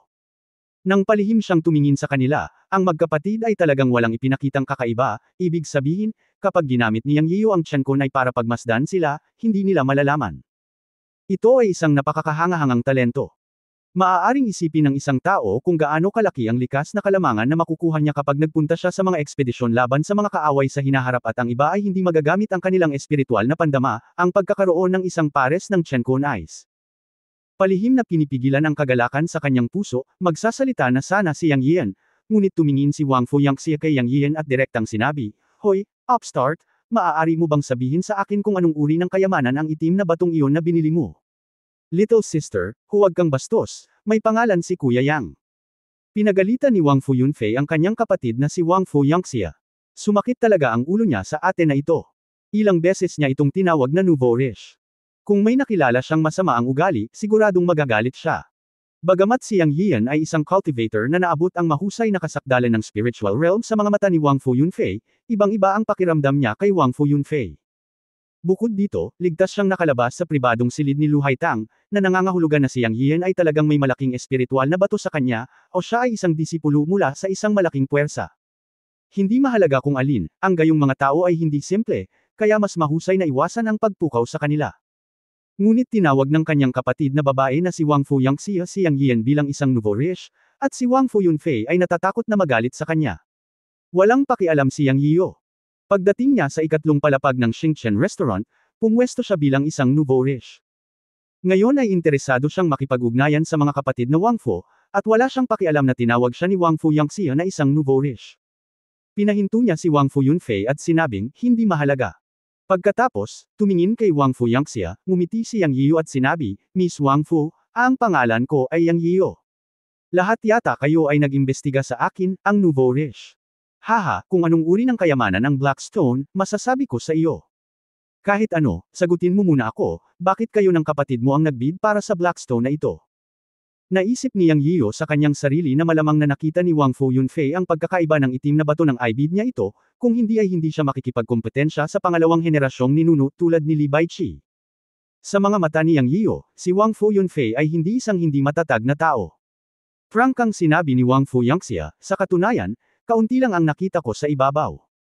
Nakikita ko ang isang maliwanag na liwanag sa itim na bato, na napakalabo at hindi masyadong sigurado, kaya hiniling ko sa aking kapatid na ibid ito. Gumalaw ang puso ni Yang Yian. Matapos pakinggan ang mga salita ni Wang Fu Yangxia, tila siya ay may katulad na mga mata na nakakakita sa kabuuan, ngunit hindi niya ito makita ng lubusan. Sa sandaling ito, nahulaan niya na ang bloodline talent ni Wang Fu Yangxia ay mga mata din. Si Wang Fu Yangxia sa gilid ay walang magawa tungkol sa kawalan ng tukana ng kanyang kapatid. Hindi alam ng marami ang tungkol sa likas na talento ng kanyang kapatid na may kadugo, at ilihim niya ito kung maaari. Sa hindi inaasahang pagkakataon, nang magtanong si Yang Yian, bigla niya itong sinabi. Bagamat hindi tama, ito ay katumbas ng paglalantad sa kanyang trump card na malalaman ng iba ang kanyang talento sa pamamagitan ng hinuha.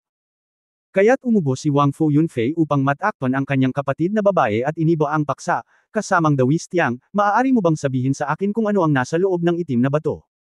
Nakita ni Yang Yiyo ang hitsura sa mga mata ni Wang Fu Yunfei at alam niyang hindi na siya dapat magtanong pa. Natawa siya at sinabing, wala lang.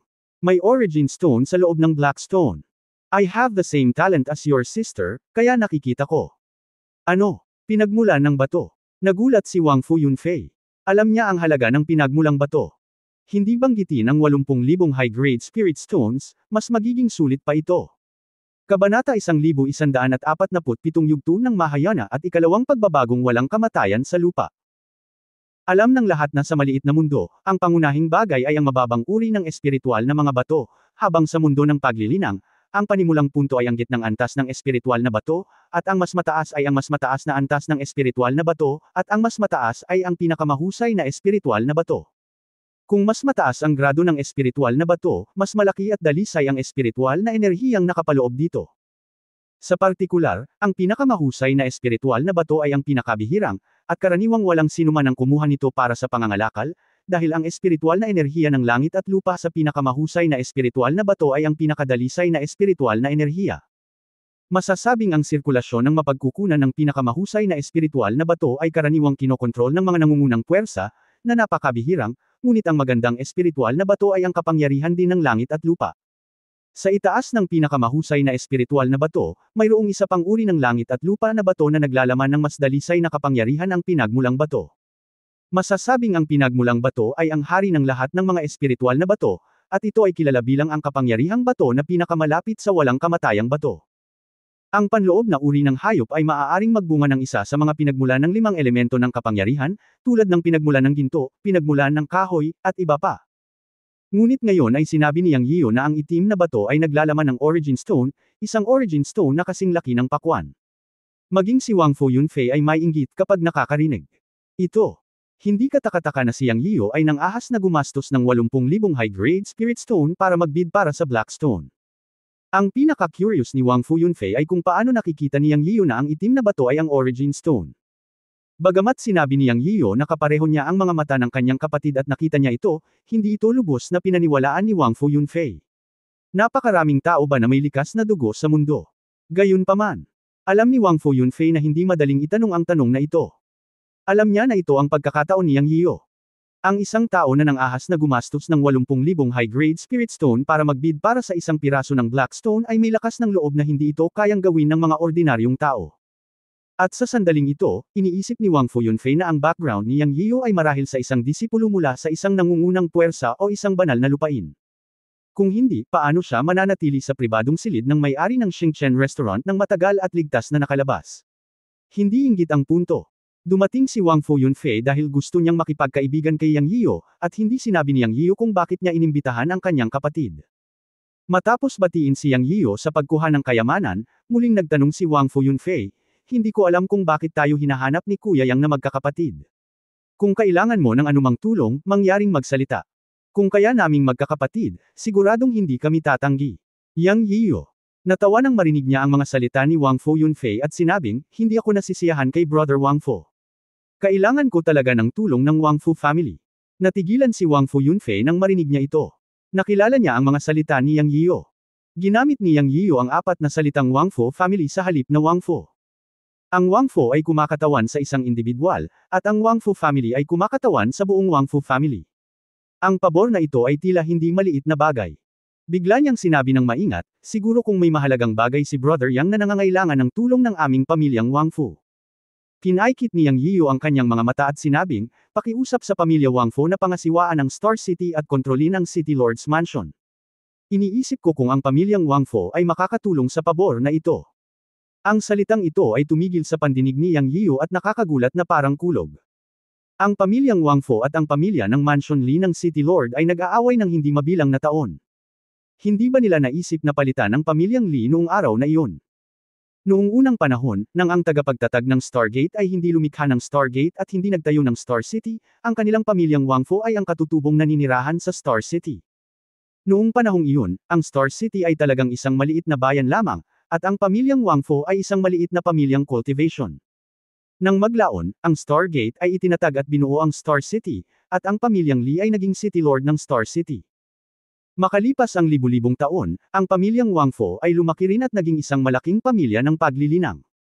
Bilang mga katutubong naninirahan sa Star City, paano sila papayag na ang pamilya Li ay maging Panginoon ng Star City? Pero ano ang magagawa mo kung ayaw mong sumuko? Libu-libong taon na ang nakalilipas, ang pamilyang Li ay suportado ng Xingchen Sect, ang nangingibabaw na sekta na namuno sa milyon-milyong milya ng mga bituin at lupain. 5,000 taon na ang nakalilipas, ang Xingchen Sect ay dumanas ng isang sakuna at inatake ng Tianyuan Sect, na nagbigay ng pag-asa sa pamilya Wang Fu. Naisip na bilang isang sangay ng Xingchen Sect, ang pamilyang Li ay pupunta sa Xingchen Sect upang suportahan ang Xingchen Sect sa pakikipaglaban sa Tianyuan Sect. Gayunpaman, sa katunayan, hindi sinusuportahan ng pamilyang Li ang Xingchen Sect. Nang maglaon, nakipagkasundo sila sa Tianyuan Sect, na lalong nagpatibay sa katayuan ng City Lord's Mansion. Sa nakalipas na libu-libong taon, kinokontrol ng pamilyang Li ang teleportation array ng City of Stars at nangolekta ng malaking halaga ng espiritual na yaman na bato, na sumuporta sa pagtatatag ng worship court. Ito ay naging mas at mas malakas, na iniwan ang pamilya Wang Fu na walang pag-asa. Ayaw labanan ng pamilyang Wang Fu ang pamilyang Li, ngunit alam nila na ang pamilyang Li ay may ninuno na namamahala, habang ang kanilang pamilyang Wang Fu ay walang mataas na antas na Panginoon na namamahala, kaya hindi nila kayang labanan ang pamilya Li. Ngunit ang hindi kayang lumaban ay hindi nangangahulugan na ayaw ng pamilya Wang Fu na palitan ang pamilya Li. Nang sabihin ito ni Yang Yiyan, ipinikit ni Wang Fu Yunfei ang kanyang mga mata at tinitigan si Yang Yiyan na may intensyong pumatay, na nagsasabing, sino ka? Gusto mo bang pukawin ang away ng dalawang pamilya sa Xingchen City? Tumingin si Yang Yiyan sa nakamamatay na tingin ni Wang Fu Yunfei at tumawa.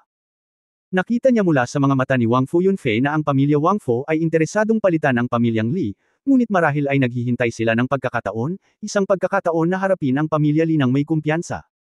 Kung hindi alam ni Yang Yiyan na hindi magkasundo ang pamilya Li at ang pamilya Wang Fu, talagang hindi niya ito sasabihin.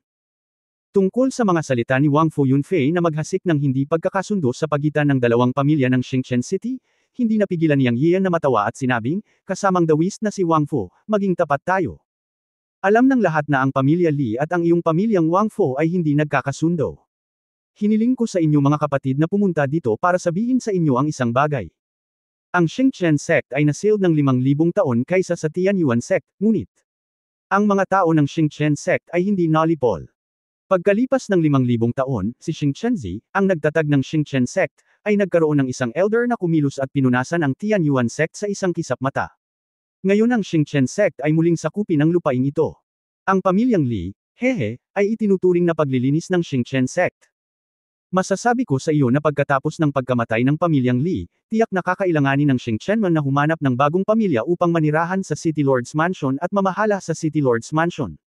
Sasabihin ko sa iyo kapag darating ang pagkakataon. Kung makarinig ka ng anumang paggalaw sa City Lord's Mansion bukas, sana ay hindi palalampasan ng pamilya Wangfo ang pagkakataon. Yan lang ang masasabi ko. Kung gusto mong marinig ito, isa puso mo. Kung hindi, kalimutan mo ito pagkatapos mong umalis. Nakinig si Wangfo Yunfei sa mga salita ni Yang Yio, patuloy na nagbabago ang kanyang ekspresyon. Pagkaraan ng mahabang panahon, tumingin siya kay Yang Yio at sinabing, maaari ko bang tanungin kung ang iyong cultivation sa spiritual realm ay matatalo ang second transformation Earth Immortal?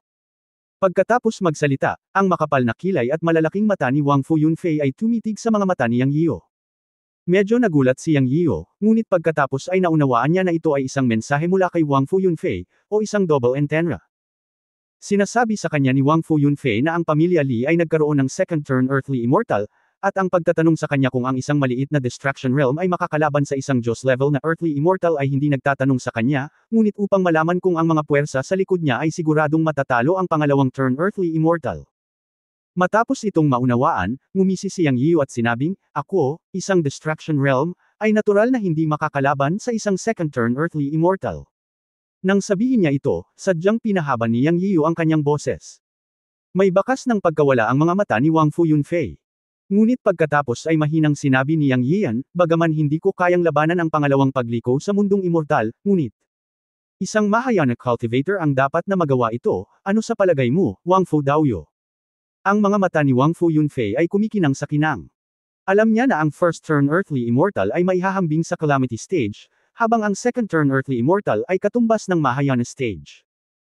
Sa ilalim ng parehong mga kalagayan, ang yugto ng Mahayana ay dapat na mas malakas, dahil ang pangalawang liko na walang kamatayan sa lupa ay katumbas ng yugto ng Mahayana, ngunit kung alam mo na ang walang kamatayan sa lupa ay palaging isang magsasaka na nabigong tumawid sa kapahamakan, ang nakakalat na walang kamatayan na naging isang magsasaka.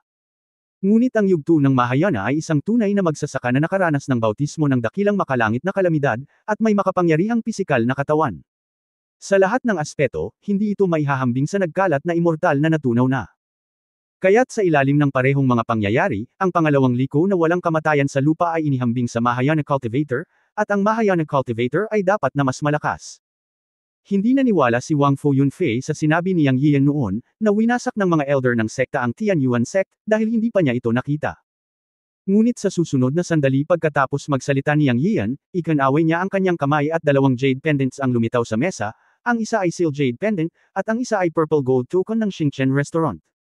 Bilang isang inapo ng pamilya ng Xingchen City, hindi maaaring hindi makita ni Wangfo Yunfei na ang dalawang jade pendants na ito ay kumakatawan sa misteryosong may-ari ng Xingchen Restaurant, si Lu Haitang. Bagamat hindi pa niya nakita si Lu Haitang, nakausap ng ninuno ng pamilya si Lu Haitang at alam niyang si Lu Haitang ay isang magsasaka ng Mahayana.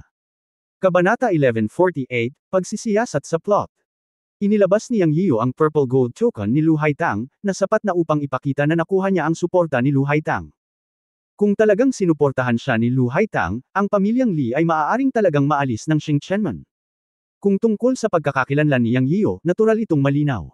Siya ay mula sa Xingchenman. Noong nakaraan, nang pumatay si Xingchen ng higit sa 100 mahuhusay na magsasaka mula sa 5 sekta ng pangalawang antas, nabalitaan na isang batang ninuno ng Xingchenman ang lumitaw, at tiyak na si Yang Yio yun. Matapos itong isipin ni Wangfo Yunfei, naging aktibo ang kanyang puso. Ito ay isang bagay na napakahalaga. Isa itong pagkakataon para sa kanilang pamilyang Wangfo. Sinabi lang ni Yang Yio na kung makarinig siya ng anumang paggalaw mula sa City Lord's Mansion bukas, umaasa siyang hindi palalampasan ng pamilya Wangfo ang pagkakataon. Nangangahulugan ito na kikilos ang Xingchenman laban sa pamilya Li bukas. At napakalinaw ng kahulugan ni Yang Yio. Kung gusto ng pamilyang Wangfo na maupo sa master ng Xingchen City, kailangan nilang tumulong bukas, kung hindi, walang susunod na pagkakataon kung palalampasan nila ang pagkakataon. Kung gusto mong makakuha, kailangan mo munang magbayad. Naiintindihan ng lahat ang katotohanan ito, ngunit hindi nila ito sinasabi ng malakas. Napakahalaga ng bagay, si Wang Fu Yunfei ay hindi na makaupo pa. Tumayo siya at ikinumpas ang kanyang mga kamao kay Yang Yiyu at sinabing, may mga importanteng bagay pa ang pamilya na dapat gawin, alis muna kami, mangyaring bigyan kami ng mas espiritual na alak para sa iyo, bukas. Bukas ang aming pamilyang Wang Fu ay magpapadala ng isang tao na magpapagamot sa iyo ng espiritual na alak, Palm. Pagkatapos noon, kinuha niya ang kanyang kapatid na si Wang Fu Yangxia at mabilis na umalis. Ngunit ngumiti si Yang Yiyu sa likuran ni Wang Fu Yunfei at ng kanyang kapatid na babae na umalis, at pagkatapos ay sinabi sa kanyang sarili, kung gusto mong makuha, kailangan mo munang magbayad. Kung maaari mong samantalahin ang pagkakataon ay depende sa iyong pinili. Kung hindi, ako mismo ang makakaupo bilang Panginoon ng Star City. Sa sandaling ito, isang jade talisman sa baywang ni Yang Yiyu ang nagbuga ng puting liwanag. Kinuha niya ito at hinimok ang tunay na diwa na pumasok, at sa susunod na sandali ay lumitaw ang anino ni Li Fenggayo sa kanyang harapan. Ito ay isang mataas na antas ng komunikasyon talisman, isang anteng-anteng na maaaring maglagay ng anino. Kilalanin ang tiyuhin ng ninuno. Ang anino ni Li Fenggayo ay sumaludo kay Yang Yiyu. Nakapasok ka na ba sa lungsod? Diretsyong tanong ni Yang Yiyu. Pag-uulat sa Grandmaster, pumasok ako sa lungsod sa hapon. Nakipag-ugnayan ako kay Grandmaster Uncle ngayon dahil nakakita ako ng isang disipulo ng Xingchen sect na nakakalat sa labas noon. Siya ay nasa City Lord's Mansion. Sa pagkakataong ito ay nakita ko siyang natututo tungkol sa sitwasyon ng pamilya Li. Sabi ni Li Fenggayo, dalhin mo ang alagad na iyon sa Xingchen Restaurant para makita ako. Ang iba ay hindi dapat kumilos ng padalos-dalos. Naisip ito ni Yang Yiyu at nagpasya na talakayin ito kay Li Fenggayo. Oo, Grandmaster, pupunta ako doon mamaya. Pagkalipas ng ilang minuto, nagpakita si Li Fenggayo sa pribadong silid ni Yang Yiyu kasama ang isang matandang lalaki. Binabati ng alagad si Grandmaster Uncle. Pumasok si Li Fenggayo at sumaludo sa matandang nasa likod niya. Tumingin si Yang Yiyu sa matanda at nakita sa isang sulyap na ang taong ito ay nasa maagang yugto ng kapigatian. Hindi kailangang maging magalang. Bagamat sinabi niya iyon ay nakatingin pa rin ang kanyang mga mata sa matanda. Tinatawag si Grandmaster Uncle na Zhou Yuan. Siya ay isang disipulo ng Xingchen sect na na-stranded sa labas ng Xingchen City. Sa mahabang ilog ng kasaysayan ng libu-libong taon, pumunta siya sa pamilya Li. Ngayon siya ang tagapamahala ng mga bantay ng lungsod ng pamilyang Li at responsable sa North Gate ng Xingchen City. Maikling nagpakilala si Li Fenggayo. Zhou Yuan, sabihin sa tiyuhin ng ninuno tungkol sa kasalukuyang sitwasyon ng pamilya Li. Sabi ni Li Fenggayo. Nagbibigay galang si Zhou Yuan sa tiyuhin ng ninuno. 5,000 taon na ang nakalilipas, si Zhou Yuan ay isang munting disipulo lamang ng Xingchen sect. Noong nasa malaking sakuna ang Xingchen sect, nasa Xingchen City siya at nakatakas sa sakuna. Pagkatapos ng maraming paghihirap, sa wakas ay sumali siya sa City Guard ng City Lord's Mansion. Ang kwento ni Zhou Yuan ay karaniwang kapareho ng natutunan ni Yang Yian sa Xingchen Restaurant sa nakalipas na ilang taon. Sa huling pagsusuri, ang pamilya Li ay napaka-ambisyosa. Huwag mo nang isipin ang tungkol sa pagpapasakop muli sa pamilyang Li sa Xingchen sect. May mahalagang punto o detalye sa kwento ni Zhou Yuan. Ang City Guard ng Li Family City Lord's Mansion ay mayroong 1,000 tao. Karamihan sa kanila ay nasa Spirit Severing Realm. Kabilang sa kanila, 10 maliliit na kapitan ang nasa Combination Realm, at 4 na kapitan ang nasa Tribulation Crossing Stage. Si Zhou Yuan ay isa sa mga kapitan. Mayroon ding courtyard ng pagsamba ng pamilya Li, na may 10 dakilang mananamba. Ito ang lakas ng pamilya Li. Ipinapaliwanag ng 10 dakilang mananamba ang paglilinang ng Tribulation Crossing. Ang pinakamababa ay ang unang yugto ng Tribulation Crossing, at ang pinakamataas na dakilang mananamba ay ang Great Perfection ng Tribulation Crossing. Lahat sila ay mga independenteng magsasaka na ang pamilya Li ay gumugol ng maraming mga espiritong bato upang suportahan sa libu-libong taon. Narinig din ni Zhou Yuan na ang isa sa mga ninuno ng pamilyang Li ay isang terrestrial immortal, ngunit hindi siya sigurado kung siya ay isang pangalawang antas na terrestrial immortal. Matapos pakinggan ito, naunawaan ni Yang Yian na halos kapareho ito ng kanyang nalalaman. Hindi dapat maliitin ang malaking kapangyarihan ng pamilya Li. Ayon sa pagsusuri ni Zhou Yun, ang pamilyang Li ay naghahanda na maging master ng Starry Land. Ang dahilan kung bakit sila nakipagkasundo sa Tianyuan sect ay hindi pa maliit ang kapangyarihan ng pamilyang Li noong panahong iyon. Ang Tianyuan sect ay hindi gustong makipaghiwalay sa pamilya Li at pumayag na hayaan ang pamilyang Li na magpatuloy sa pamamahala sa Starry City. Gayunpaman, kailangan pa rin nilang bayaran ang 50% ng kita ng Starry City sa Tianyuan sect, ngunit hindi sila makikialam sa pamilya Li. Pagkaraan ng 5,000 taon, ang kapangyarihan ng pamilyang Li ay naging napakalaki at maihahambing na sa mga sekta sa unang klase. Matapos marinig ang tungkol sa pagkawasak ng Tianyuan sect, narinig ni Zhou Yuan ang balita na ang pamilyang Li ay naghahanda upang ipaglaban ang karapatang magsalita sa milyon-milyong milya ng Xingchen land. Walang pakialam ang pamilya Li sa balita ng selyo ng Xingchen Gate. Ngayon ay naghihintay sila para sa 5 sekta ng pangalawang antas na lumaban sa kasalukuyang Xingchen Gate. Sa oras na iyon, ang pamilya Li ay lalapit upang maging mangingisda. Masasabing maganda ang kalkulasyon nila. Ang pinagmulan ng boses ng pamilya Li sa Xingchen Gate ay matagal na nilang nakalimutan. Pupunta ang Xingchen Gate sa pamilya Li, at ito ay tiyak na magiging isang madugong labanan. Matapos tapusin ang kanyang kwento, tumingin si Zhou Yuan kay Yang Yian at sinabing, bagaman umalis ako sa Xingchen sect sa loob ng maraming taon, ako ay isang ulila na pinalaki ng Xingchen sect. Ang Xingchen sect ay ang aking tahanan at ang aking pinagmulan sa akin, ngunit gusto ko pa ring sabihin ang aking isipan. Natural na naiintindihan ni Yang Yian kung ano ang gustong sabihin ni Zhou Yuan, ngumiti at sinabing, sabihin mo lang kung mayroon kang anumang intuition. Sumulyap si Zhou Yuan kay Yang Yian at sinabing, kaharap ang pamilyang Li, huwag nating pag-usapan kung may mga immortal sa lupa sa pamilyang Li. Ang pakikipag-usap lang tungkol sa 10 Great Tribulation Crossing Period Worshippers sa Li Family Worship Hall, bagamat karamihan sa kanila ay nasa maagang yugto ng Tribulation, at may isa na nakarating na sa dakilang perfection ng Tribulation, kahit na ganoon, hindi ko akalain na ang kasalukuyang pundasyon ng Xingchen sect ay maaaring makayanan ito. Bakit hindi? Bakit hindi ibalik ang lahat ng mga disipulo sa bundok, isara ang bundok para magsanay sa daan-daan o libu-libong taon, at pagkatapos ay lumabas para linisin ang kalat ng pamilya Li, hindi baligtas ito. Hahaha, tumawa ng malakas si Yang Yian pagkatapos marinig ito.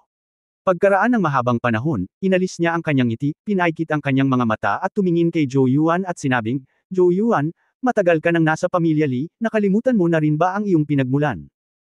Ang biglaang bastos na mga salita ay nagpabago sa mukha ni Zhou Yuan, ngunit pagkatapos ay bumalik siya sa normal na may kumikislap na tingin sa kanyang mga mata, na nagsasabing, hindi naiintindihan ng disipulo ang ibig sabihin ng Grandmaster Uncle. Haha, hindi mo ba naiintindihan, o ayaw mong intindihin? Mula sa iyong mga mata, nakita ko ang paghamak sa akin, Grandmaster Uncle, sa sandaling pumasok ka, ngunit itinago mo pa rin ito ng husto. Maaari mong linlanggan ang mga mata ni Li Fengyo, ngunit hindi mo ako maaaring dayin.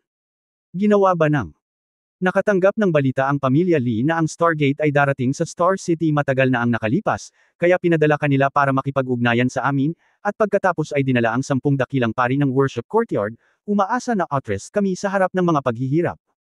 Bueno, bumalik ka lang sa bundok at hayaang isara ng Stargate ang bundok sa daan-daan o libu-libong taon.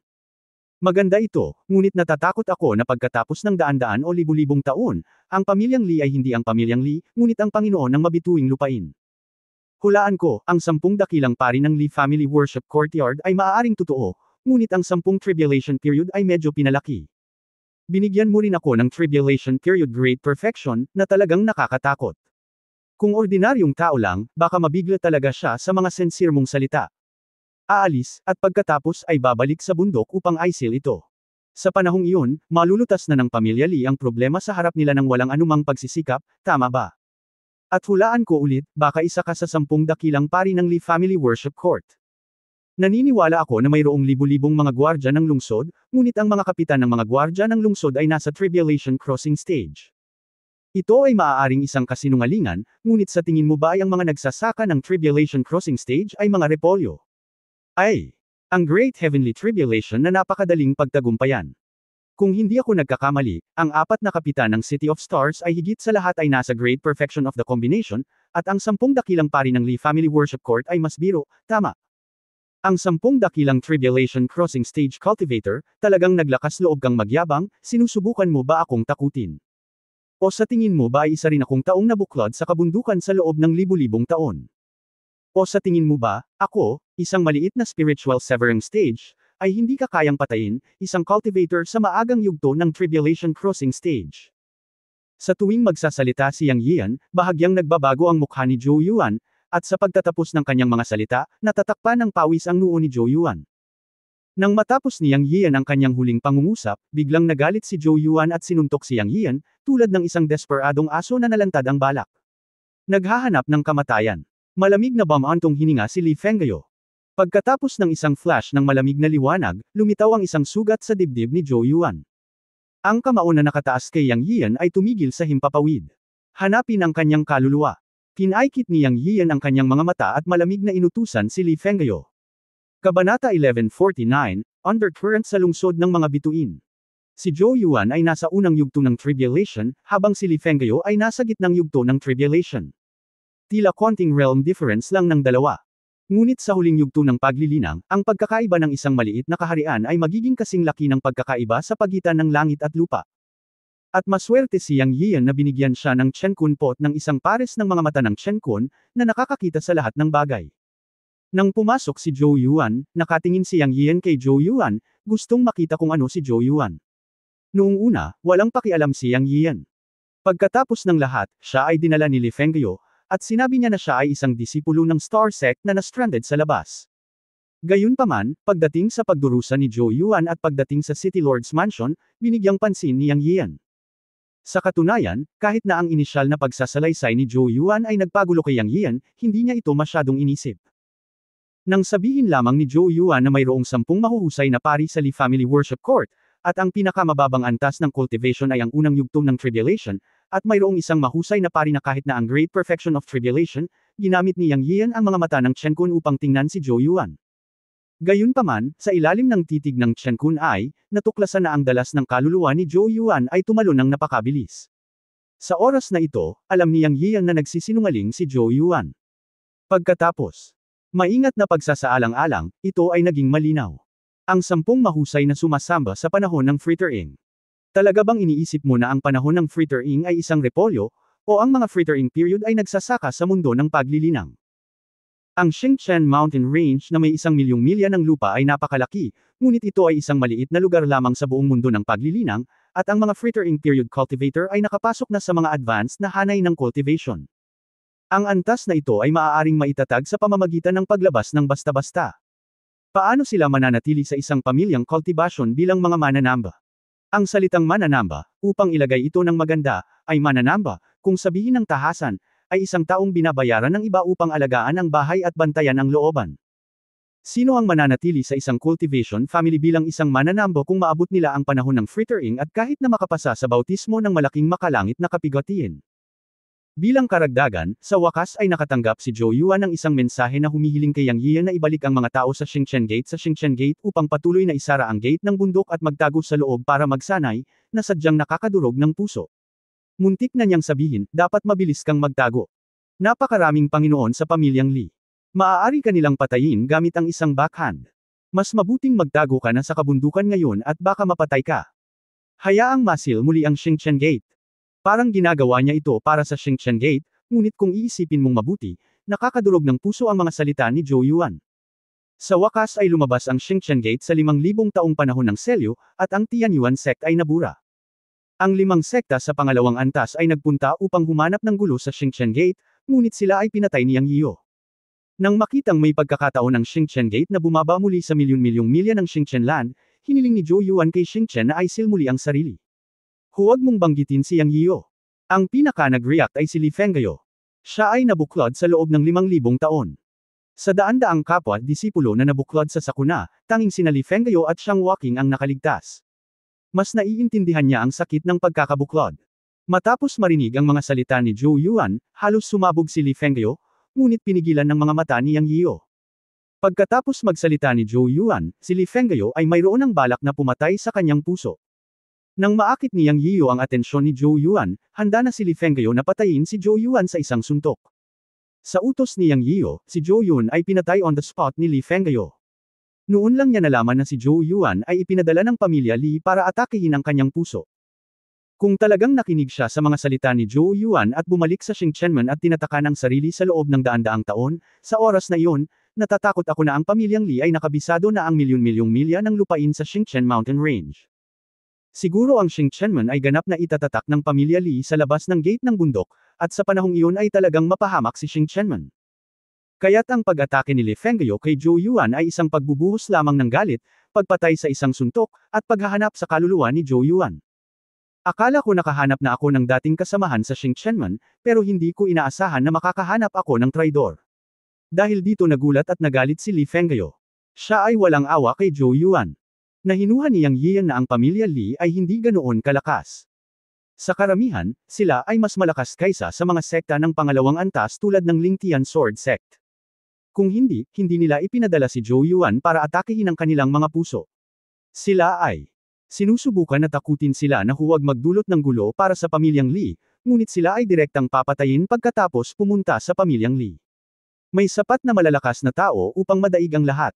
Sa makatuwid, kasama ang pagmamasid ni Yang Yiyan sa mga salita at iniisip ni Zhou Yuan gamit ang kanyang Qiankun Eyes, alam niyang hindi ganoon kalakas ang pamilya Li. Talagang nakumpirma ito matapos hanapin ni Li Fengyo ang kaluluwa ni Zhou Yuan. Tumingin si Li Fengyo kay Zhou Yuan na naging abo. Pagharap kay Yang Yiyo, nahihiyang sinabi niya, ang bawas ni Uncle Ancestor ay halos kapareho ng sa iyo.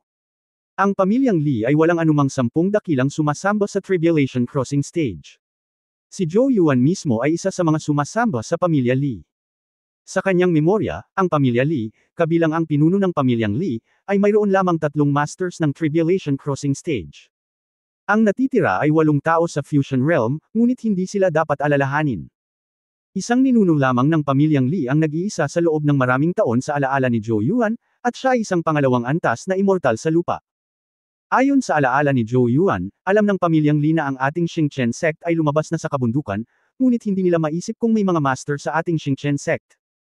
Kaya hinayaan nila si Zhou Yuan na makipag-ugnayan sa akin para lang iframe kami pabalik at takutin kami.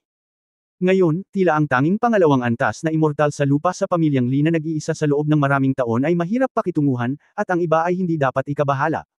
Yang. Tumanggo si Yu upang ipakita na alam niya, at nakangiting sinabi, mukhang natatakot din ang pamilya Li sa Xingchen sect, kung hindi ay hindi nila hahayaang salakayin tayo ni Zhou Yuan. By the way, ano ang cultivation level ng 3 Tribulation Crossing Stage ng pamilya Li? Si Zhou Yuan at ang isa pa ay nasa maagang yugto ng kapigatian.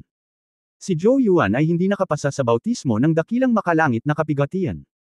Ang isa lamang ay isang tagapagsaka sa maagang yugto ng kapigatian na nakalampas sa makalangit na kapigatian. Ang ulo ng pamilyang Li ay nasa gitnang yugto ng kapigatian, ngunit kaya ko siyang harapin. Sabi ni Li Fengyo. Iyon ay nangangahulugan na si Zhou Yuan ay patay na, at mayroon lamang 2 Panginoon sa pamilyang Li na nasa yugto ng kapigatian. Ang isa ay nasa maagang yugto ng kapigatian, at ang isa ay ang ulo ng pamilyang Li na nasa gitnang yugto ng kapigatian, tama ba? Sabi ni Yang Yiyo. Oo, Grandmaster, marami pang master sa Fusion Realm at Spirit Realm, pero wala lang. Ang hindi lang natin kayang harapin ay ang ninuno ng pamilya Li. Natatakot kami na wala kaming magagawa tungkol sa pangalawang antas na immortal sa lupa.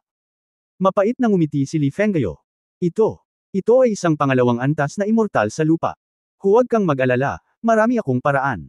Pupunta ako sa pamilya Li bukas ng maaga at kailangan kong ibagsak ang pamilya Li.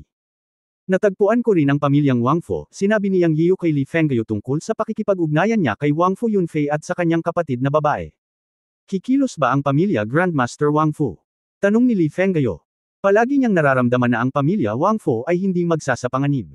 Huwag kang mag-alala, ito ang pagkakataon ng pamilyang Wang Fu. Kung palalampasan nila ang pagkakataong ito, hindi na sila magkakaroon ng isa pang pagkakataon. Naniniwala ako na darating ang pamilyang Wang Fu bukas. Tumingin si Yang Yiyu sa bintana. Maliwanag na sa labas. Fair na, sabi ni Yang Yiyu at lumabas ng Xingchen Restaurant. Ang Xingchen City ay napakalaki, at ang City Lord's Mansion Le Family ay sumasakop sa isang bundok sa lungsod, na katumbas ng isang maliit na panloob na lungsod. Matapos lumabas sina Yang Yiyu at Li Fengyo sa Xingchen Restaurant, naghihintay na si Xiang Waking, ang 9 na anak na babae, at ang 5 elementong hayop sa pintuan ng restaurant. Si Yang Yiyu ay gumawa ng isang malaking splash sa Xingchen Restaurant kahapon at pumasok sa paningin ng iba't ibang puwersa. Paglabas niya ng restaurant, nagsimulang magpadala ng mensahe ang mga especially iyan ng iba't ibang puwersa para isa-isang ipaalam sa mga taong nasa likod niya.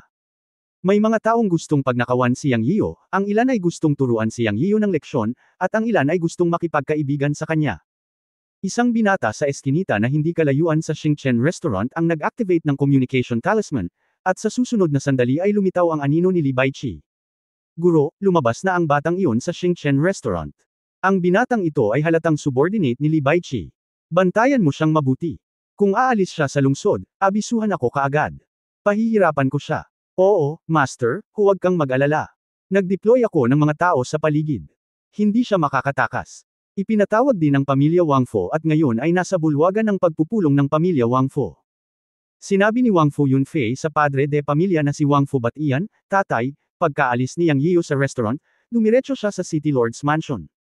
Mukhang hindi siya nagsinungaling sa akin. Bukod dito, nakita ng mga tao sa ibaba na may lumitaw na halimaw sa tabi ni Yang Yiu na may napakalakas na aura. Mayroon ding isang babaeng nasa katanghaliang gulang na tila isang magsasaka sa gitnang yugto ng kapigatian. Mayroon ding siyam na iba pang kababaihan, 8 sa kanila ay nasa great perfection of the spiritual realm, at ang isa ay nasa fusion realm. Dad, ano ang dapat nating gawin? Teka lang, paano kung bitag? Kung dumiretso si Yang Yiu sa City Lord's Mansion, halos tiyak na. Dahil nagawa ng batang iyon na hilingin kay Lu Haitang, ang may-ari ng Xingchen Restaurant, na kumilos, hindi na kailangang mag-alala tungkol sa ninuno ng pamilyang Li. Hayaang bantayan siya ng mga tao sa ibaba. Kapag nakapasok na si Yang Yiu sa City Lord's Mansion, lahat ng anak ng Wangfu family na nasa itaas ng spiritual realm ay pupunta doon. Ito na ang huling pagkakataon natin. Oo, pupunta ako at titingnan ko ang aking sarili. Sabi ni Wangfu Yunfei. Ang buong Star City ay binabantayan si Yang Yiu, at maraming tao ang hindi alam kung ano ang gagawin ni Yang Yiu. Makalipas ang kalahating oras, napagtanto ng lahat na ang target ni Yang Yiu ay ang City Lord's Mansion. Kabanata 1150, Paglilinis ng Bahay. Ang City Lord's Mansion ng Xingchen City ay nag-iisa sa tuktok ng bundok. Sa paanan ng bundok, mayroong isang napakagandang pintuang bayan ng bundok, at ang tatlong salitang, City Lord's Mansion, ay binanggit sa itaas. Napakadomin. Ngumisi si Yang Yiu at sinabi, Master, makakalipat din tayo dito in the future. Nakakita ako ng maraming masasarap na pagkain, ang Five Elements Beast ay naglaway ng buo. Dapat itong pag-aari ng Xingchen Gate. Ito ay isang foothold lamang ng Xingchen Gate sa Xingchen City. Maaari kang umalis ng masyadong mahaba. Magsumikap ngayon. Babawiin natin itong mansyon. Sa hinaharap, maaari kang pumunta sa Xingchen City araw-araw upang maging isang mahilig sa pagkain. Sabi ni Yang Yiu sa Five Elements Beast. Roar, gagawin ko ang lahat. Guro, makatitiyak ka, kung sino ang maglakas loob na sumuway, lulunukin ko siya sa isang kagat. Nagliwanag ang mga mata ng Five Elements Beast. Sanay na si Yang Yiu sa ugali ng Five Elements Beast na tawagin ang kanyang sarili na hari, kaya pinabayaan niya ito. Speaking of it, ang lakas ng Five Elements Beast ay karapat-dapat din na tawagin niya ang kanyang sarili na hari. Bagamat ang Five Elements Beast ay maihahambing sa antas ng cultivation ng unang yugto ng Crossing Tribulation, ang tunay na lakas nito ay sapat na upang sugpuin ang mga cultivator sa gitnang yugto ng Crossing Tribulation, labanan ang mga cultivator ng huling yugto ng Crossing Tribulation, at kahit na labanan ang mga immortal na mundo. Ang pangalan ng 5 elementong hayop ng langit at lupa ay hindi para sa wala. Sa totoo lang, nakadepende talaga sa Five Elements Beast ang kasalukuyang combat power ni Yang Yiu. Sa bagay na ito sa paligid niya, maaari siyang magkaroon ng mas kaunting problema. Kahit kalahati ng kapangyarihang panlaban ng buong Xingchen Gate ay mula sa Five Elements Beast. Pagkatapos ng lahat, upang makapasok sa City Lord's Mansion upang labanan ang pamilya Li, sa wakas ay kinakailangan na umasa sa mga masters ng panahon ng Crossing Tribulation. Huminto ang grupo sa harap ng gate ng City Lord's Mansion. Maaaring nakatanggap ng balita ang mga nagbabantay na sundalo at handa ng harapin ang kalaban. May nag-report na. Sinabi ni Yang Yiu kay Li Fengguo, ipakita ang Xingchen Gate Sect Order at ang malaking bandila. Kung hindi ka payagan ng mga sundalong ito, patayin mo na lang sila. Sa teorya, ang Panginoon ng lungsod ng pamilyang Li ay ipinadala ng Xingchen Gate. Nang makita ang malaking bandila at ang pagkakasunod-sunod ng sekta ng Xingchen Gate, kung hindi ito aaminin ng pamilya Li, ito ay isang pagkakanulo. Bagaman ang pamilyang Li ay aktwal na nagtaksil sa sekta ng salakayin ng Tianyuan Sect ang Xingchen Sect 5,000 taon na ang nakalilipas, ang Xingchen Sect ay nabuklod sa libu-libong taon at hindi kailanman pinamamahalaan o inihayag ang katotohanan na ang pamilyang Li ay nagtaksil sa sekta. Pagkatapos ng 5,000 taon, medyo huli na para gawin ito, ngunit maaaring ito ay matuwid, at hayaan ang pamilyang Li na magtaglay ng mantsa ng pagtataksil. Ang pag-atake ni Yang Yian sa pamilya Li ay mas makatwiran. Natanggap ni Li Fengguo ang utos ni Yang Yian, at isang itim na bandila ang lumitaw sa kanyang kamay na may pattern ng dagat ng mga bituin. Sa kabilang banda ay isang silver token, na may 3 sinaunang karakter ni Xingchen Ling. Bukod sa token, ang watawat ng Xingchen ay isang kayamanan. Inilabas ito ni Li Fengguo upang ipakita kay Yang Yian, at ito ang kayamanan ng Xingchen Sect. Ito ay orihinal na nilayo na iharap kay Yang Yian, ngunit hindi ito kinuha ni Yang Yian at hayaan si Li Fengguo na mamuno. Siya ay nasa gitnang yugto ng kapigatian, at ang pagpino sa bandila ng Xingchen ay maaaring gumanap ng isang mas malakas na papel. Hindi alam ni Yang Yian kung anong uri ng kapangyarihan mayroon ng Starry Flag, ngunit naisip niya na ito ay medyo malakas. Nakikita niya ito mula sa kumpiyansa sa mukha ni Li Fenggayo. Sa susunod na sandali, ginamit ni Li Fenggayo ang kanyang tunay na lakas para magsalita ng malakas sa gate ng City Lord's Mansion, nasaan ang pamilya Li ng City Lord's Mansion sa ilalim ng Starry Gate. Ang tagapagtatag ng Starry Gate, Yang Yian, at ang kasalukuyang tagapag-alaga, si Li Fenggayo, ay nag-iinspeksyon sa City Lord's Mansion. Bakit hindi ka lumabas para batiin ako? Ang pangungusap na ito ay malinaw na isang dead end, na nagsasabi sa lahat sa Starry City na ang City Lord's Mansion Li family ay isang sangay ng Starry Gate, at ang City Lord's Mansion ay hinirang din ng Starry Gate. Ngayong ang mga superior ng Starry Gate ay pupunta sa City Lord's Mansion para sa inspection, tingnan natin kung anong saloobin mayroon ang iyong pamilyang Li. Kung hindi lalabas ang pamilya Li, o hindi nakilala ang Starry Gate, sa susunod, natural nilang iaanunsyo ang pag-aalis ng katayuan ng pamilya Li bilang Starry City City Lord's Mansion. Ang pinakamahalagang bagay ay upang linisin ang pinto. Kakatapos lang sumigaw ni Li Fenggayo, isang mapanuksong nguso ang tumunog. Nakakainis na Xingchen sect, hindi ko pa narinig, halika at tanggalin mo ang mga baliw na ito para sa akin. Bilang ang mga salita ay nahulog, isang lalaki ang lumabas sa gate ng City Lord's Mansion, na sinundan ng ilang mga alapers.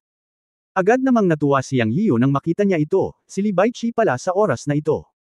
Para naman kay Li Baichi, natigilan din siya nang makita niya si Yang Yiu, ito ay talagang isang makitid na daan para sa mga kaaway. Sa orihinal, may sinundan siya kay Yang Yiu para turuan si Yang Yiu ng malalim na aral. Matapos siyang turuan, pinangunahan niya ang mga tao palabas ng City Lord's Mansion, sa takot na tumakas si Yang Yiu. Sino ang nakakaalam na pagdating niya sa gate, narinig niya ang isang babaeng nagyayabang at talagang pinakiusapan ang mga tao ng City Lord's Mansion na lumabas para salubungin siya. Bilang junior ng pamilyang Li, walang gaanong alam si Li Baichi tungkol sa Xingchen sect.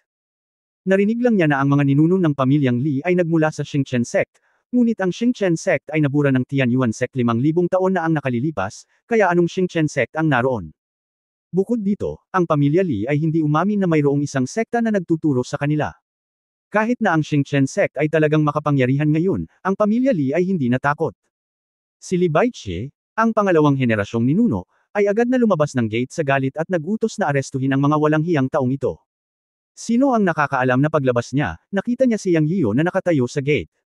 Tila, galing siya sa Xingchen gate. Tumingin si Li Baichi kay Yang Yiu at Ninishan, magandang bata, maglakas loob kang pumunta sa City Lord's Mansion para manggulo. Nag-aalala ako na wala akong lugar na mahahanap ka, ngunit pumunta ka sa aking pintuan. Haha, tuturuan kita ng leksyon ngayon. Bago ibinuka ni Yang Yiu ang kanyang bibig, sinabi ng Five Elements Beast sa mahinang boses, Guru, saan nanggaling ang hanggal na ito? Paano mo nakilala ang isang tanga? Si Li Baichi, ang young master ng pamilya Li, niloko ko siya noon, may sama ng loob siya, takot na takot ako. Nakangiting sabi ni Yang Yiu. Ikaw. Tanga, tinitigan ng Five Elements Beast si Li Baichi at nagsalita. Ang mapanuksong salita ng lalaki at ng hayop ay naging mapanlinlang sa baga ni Li Baichi. Halika. Nang tatawagan na sana ni Li Baichi ang isang tao, si Li Fenggayo sa kabilang panig ang hamarang sa kanya gamit ang malamig na boses. Ginamit ni Li Fenggayo ang kanyang tunay na lakas para magsalita sa boses na nakapalibot sa buong Star City, ngayon, hindi kami nirerespeto ng pamilya Li at itinuring kaming mga traidor. Sa pangalan ng dakilang bandila ng Stargate, ang Star Order, at ang mga pangalan ng mga ninuno ng Stargate, inaalis ko ang posisyon ng pamilya Li bilang Panginoon ng Star City ngayon. Ang pamilyang Li ay nagtaksil sa sekta, at ngayon ay nililinas ng Stargate ang pinto nito. Lahat ng tagalabas ay dapat umalis kaagad. Ang laking tono. Ang aking pamilyang Li ay naging Panginoon ng lungsod ng Star City sa mga henerasyon. Sino ang kailangan nating italaga? Sino ang kailangan nating alisin? Napakawalan Jia. Isang malalim na boses ang narinig. Pagkatapos, whoosh, whoosh, whoosh, dalawang makapangyarihang aura ang sumugod palabas ng gate ng City Lord's Mansion. Sila ang mga monghe na lumalampas sa kapigatian. Pagkatapos ay lumitaw muli ang 8 monghe sa Fusion Realm. Sa di kalayuan, 4 na pangkat ng mga sundalo ang dumating mula sa lahat ng direksyon, at bawat isa sa kanila ay may antas ng paglilinang ng hindi bababa sa kaharian ng paghihiwalay ng mga espiritu. Sa isang kisap mata, mahigit 1,000 sundalo ang nagtipon sa harap ng gate ng City Lord's Mansion, na nakapalibot kay Yang Yiu at iba pa. Dad, itong mga matatapang na baliw ay nararapat na mamatay, lalo na ang batang iyon. Sa pagkakataong ito, hiniling ko kay Yang Yiyo, ang bastard na ito, na manguna sa gulo. Naglakas loob silang hamunin ang awtoridad ng aking pamilyang Li at dapat patayin. Galit na galit si Li Baichi kaya sinabi ni Yang Yiyo at ng Five Elements Beast na, idiot ka, at ngayon ang bawat salitang sinabi niya ay nakamamatay. Ngunit nanlamig ang mga mata ni Yang Yian, at sumigaw siya, puntahan mo sila, patayin mo sila.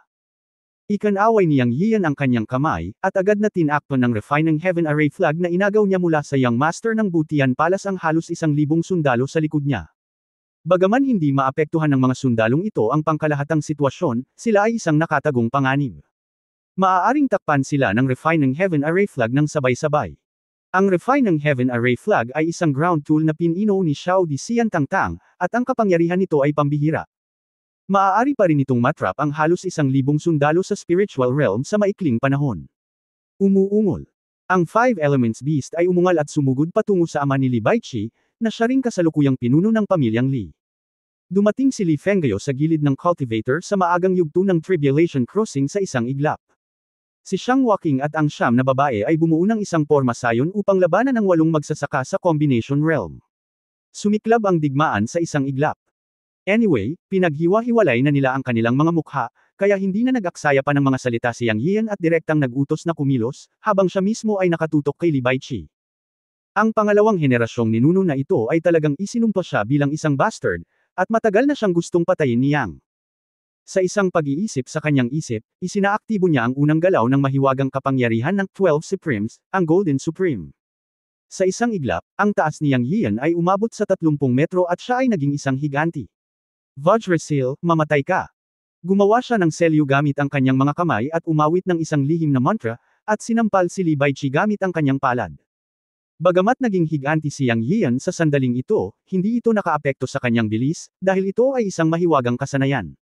Sumugod din si Li Baichi kay Yang Yian sa unang pagkakataon. Sa kanyang mga mata, si Yang Yian ay isa lamang maliit na distraction realm. Sa harap ng isang cultivator na tulad niya na nasa fusion realm, kaya niyang patayin si Yang Yian sa isang sampal.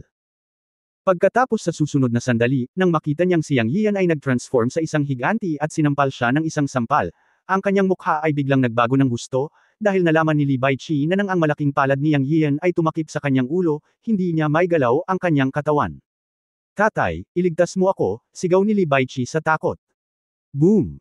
Hindi man lang natapos ang paghingi ng tulong ni Li Baichi, at sinampal siya ni Yang Yian ng palad, na nagdulot ng dagandong. Sa sumunod na sandali, si Li Baichi ay sinampal hanggang sa mamatay ni Yang Yiyo. Sheer, napasigaw sa sakit ang ulo ng pamilya Li. Gayunpaman, siya ay nasabit ng Five Elements Beast at hindi naligtas. Huli na ang lahat. End of this chapter. Abangan ang susunod na kabanata.